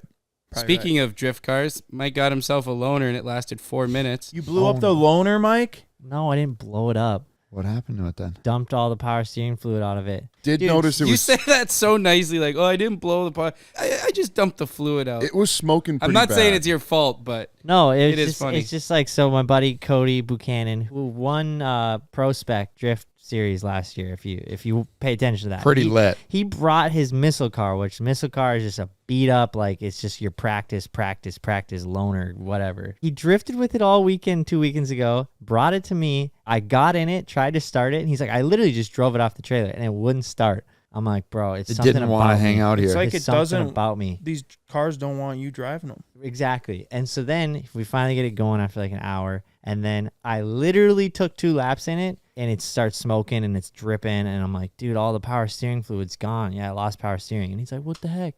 And I'm like, dude, it's probably me. I'm like, I don't know what I did, but like I probably freaked out a little too much. And he's like, all right. He comes back the next morning to fix it. He didn't have to do that, but he did. And he's like, car's good to go. You guys have at it. Like, it's not just for me. It's for everybody. Anybody can hop in it and drift it. Well, obviously, I get like not wanting to. I get in it again when we try to film our asphalt thing, and I took like 3 laps, and I dumped all the power steering fluid out of it again. I don't even know what. Like, The are you angle holding lock? it all the way to full angle lock? No. I mean, am I hitting full angle lock? Yes, but am I holding it? No. I just like, I don't know what happened, but it happened again, and I'm just like, dude, I just like can't. He just gave that car a full once-over to give to us. I was chuckling at it. He was talking about, I mean, the car is exceptionally beat Mangled. up. Yeah. And he goes, I've actually never put a dent in this car. Everybody else, when it became the drift missile that I would teach people or, you know, whatever, he goes, everybody put dents in it other than me. I was like, damn. Because it's thing's cooked. beat, dude. It's It's cooked. beat. It literally has a dent on every Half. single square inch of it. Basically, all the body panels in front of the driver's door are missing. Which that's right. Or he also meant like, he's like, when I'm driving, I'm tandeming. He's like, I'll just, let's say I'm in the front and someone will just like hit me. Oh, and yeah, stuff yeah. like that too. Running in the but back of that's like part of drifting, and I think I'll have to understand that. Like, I don't love that. Like, I don't love the idea of like tandeming with someone and then them hitting my door and then having a big dent in my door for until I get a new door, just because that's drifting. we were tandeming. Yeah. Yeah, But because like that is- happened in Jake's Mustang. He got Exactly. actually, I think Cody gave him like a skillful wheel mark. Like Yep. literally was drifting and like turned the wheel to just bump it because Yeah. he's that good. Yeah, It definitely adds character, but it's like, you know, that's like a $45,000 Mustang. was like a $45,000 Mustang. What do you think that thing's worth now? $27,000. It is set up really good for drifting. Really good, yeah. Well, it just blew up too. Oh yeah, that's true. He blew it up when he was over at our On shop. our drift track, you Our think shop. our drift track is cursed? Possibly. I think that thing was smoking the whole time he was driving That was so it. funny. And it looked like it was about to blow up. And we even were like, hey, your thing's smoking. I think it's going to blow up. Or I think something's wrong. And they're like, oh, no, it's just like a little bit of oil. Like I changed the oil and I put a little bit too much in. And then he sends Never us, maintenance He has like anything. his heads were literally cracked wide open. he did get more time out of it, though, than I think he thought. Because if I recall this spring, we were talking about, it was like, oh, I gotta work on it. And did he ever really? Yeah, he put it to E85, put a different pulley on it, gutted it. That's what he did this year, at least. Yeah, so he did do some stuff. I just remember him talking about working on it this spring, and then I didn't know if he really did too much, and then it finally blew up. Yeah. There's an extra summer out of it. Yeah. Speaking of potential curses in the drift track, you guys been keeping up with Robbie Layton is rebuilding our unicorn. He took it this winter, right? I mean, dude, I don't even remember when he came up. It was Took it freezing. in like like, January. yeah, February. And the initial plan was he was like, I work with a lot of good companies like Holly and other big companies that will be able to help do the build. And we kind of thought he was just going to straighten out the frame, slap a couple new fenders on it, call it good. And then it was like, well, we can get the seating position right. We can do this, we can do that. Before we know it, Robbie literally dismantled the entire vehicle. He's rebuilding our unicorn the hard way. And Yeah. Honestly. like, from scratch. From scratch. Yeah, Like, but he's doing it the right way. the right way, exactly. Just for example, like they're on the real unicorn, there's scoops on the side rear fenders that go into the rear tires to cool the rear brakes. And he's just like, okay, just build the scoops like out of metal, like whatever Yeah. CNC plasma. Yeah, that's like the best thing. So as he started digging into it, he found where there was issues in the car that weren't basically going to be, correct, and it wasn't going to come out how he wanted it. So he's like, all right, let's fix it. And basically what he got down to is the entire car will be made out of sheet metal now, fully custom manufactured sheet metal. All these rivets, he has like some super crazy design that he's going to do. They're going to be like recessed rivets, so they look really good. But everything he like hand and machine molded into it. The whole underneath is all tube chassis now instead of cobbled together frame. And then So sick. It's going to be amazing. the cherry on top of all of that is that the true Unicorn is a 65 Mustang, and the Unicorn replica that we had 67 Mustang body parts on it. So they're just deciding, they're like, this needs to be true 65, so they're making it all 65, which they did not need to do. No, yeah, they rebuilt never the have known. entire Well, they needed front to end. with some of it because it was so twisted up. Yeah, exactly. No, they needed to, but then they held the 65 door, the new door they had, and they're like, well, now we got to rebuild the body panel to match the lines of the 65. And then, boy, watching the episode when they put the twin turbos in and just like what we're looking at Yeah, right we now, got the right out of the hood, dude. Oh, So good. It's gorgeous. Like every time he sends me an update on it, I like black out. Like I can't believe just looking at this car in pictures that this is going to be ours. Like, Bro, it's insane. It's amazing how good of work they do. they really do. Like it's impressive. I think this one is new for him. Like he's built some pretty crazy contraptions. I'm actually excited. I think we'll have him on the podcast. I want to hear about this build. But like he's done some pretty crazy builds, but I think this one is like his new baby. Yeah, his new like pinnacle. I mean, he spent freaking 7 months working on it, and the goal for him is to have it at SEMA. So you guys can actually go to SEMA and see it on the show. They're going to have it in the raw metal, I believe. And I'm not sure if it's going to be running by then, but it won't be wrapped. Like you'll actually be able to see all of the bodywork and everything that he's doing to this. It's going to be really freaking cool. I can't wait to slide it. I'm scared. I feel like it's actually going to drift and drive good. I think now that it's not going to have like just Crown Vic parts underneath, it's going to be good. We need to hide the keys from Ben. I think, dude, I don't even think he'll want to. Yeah.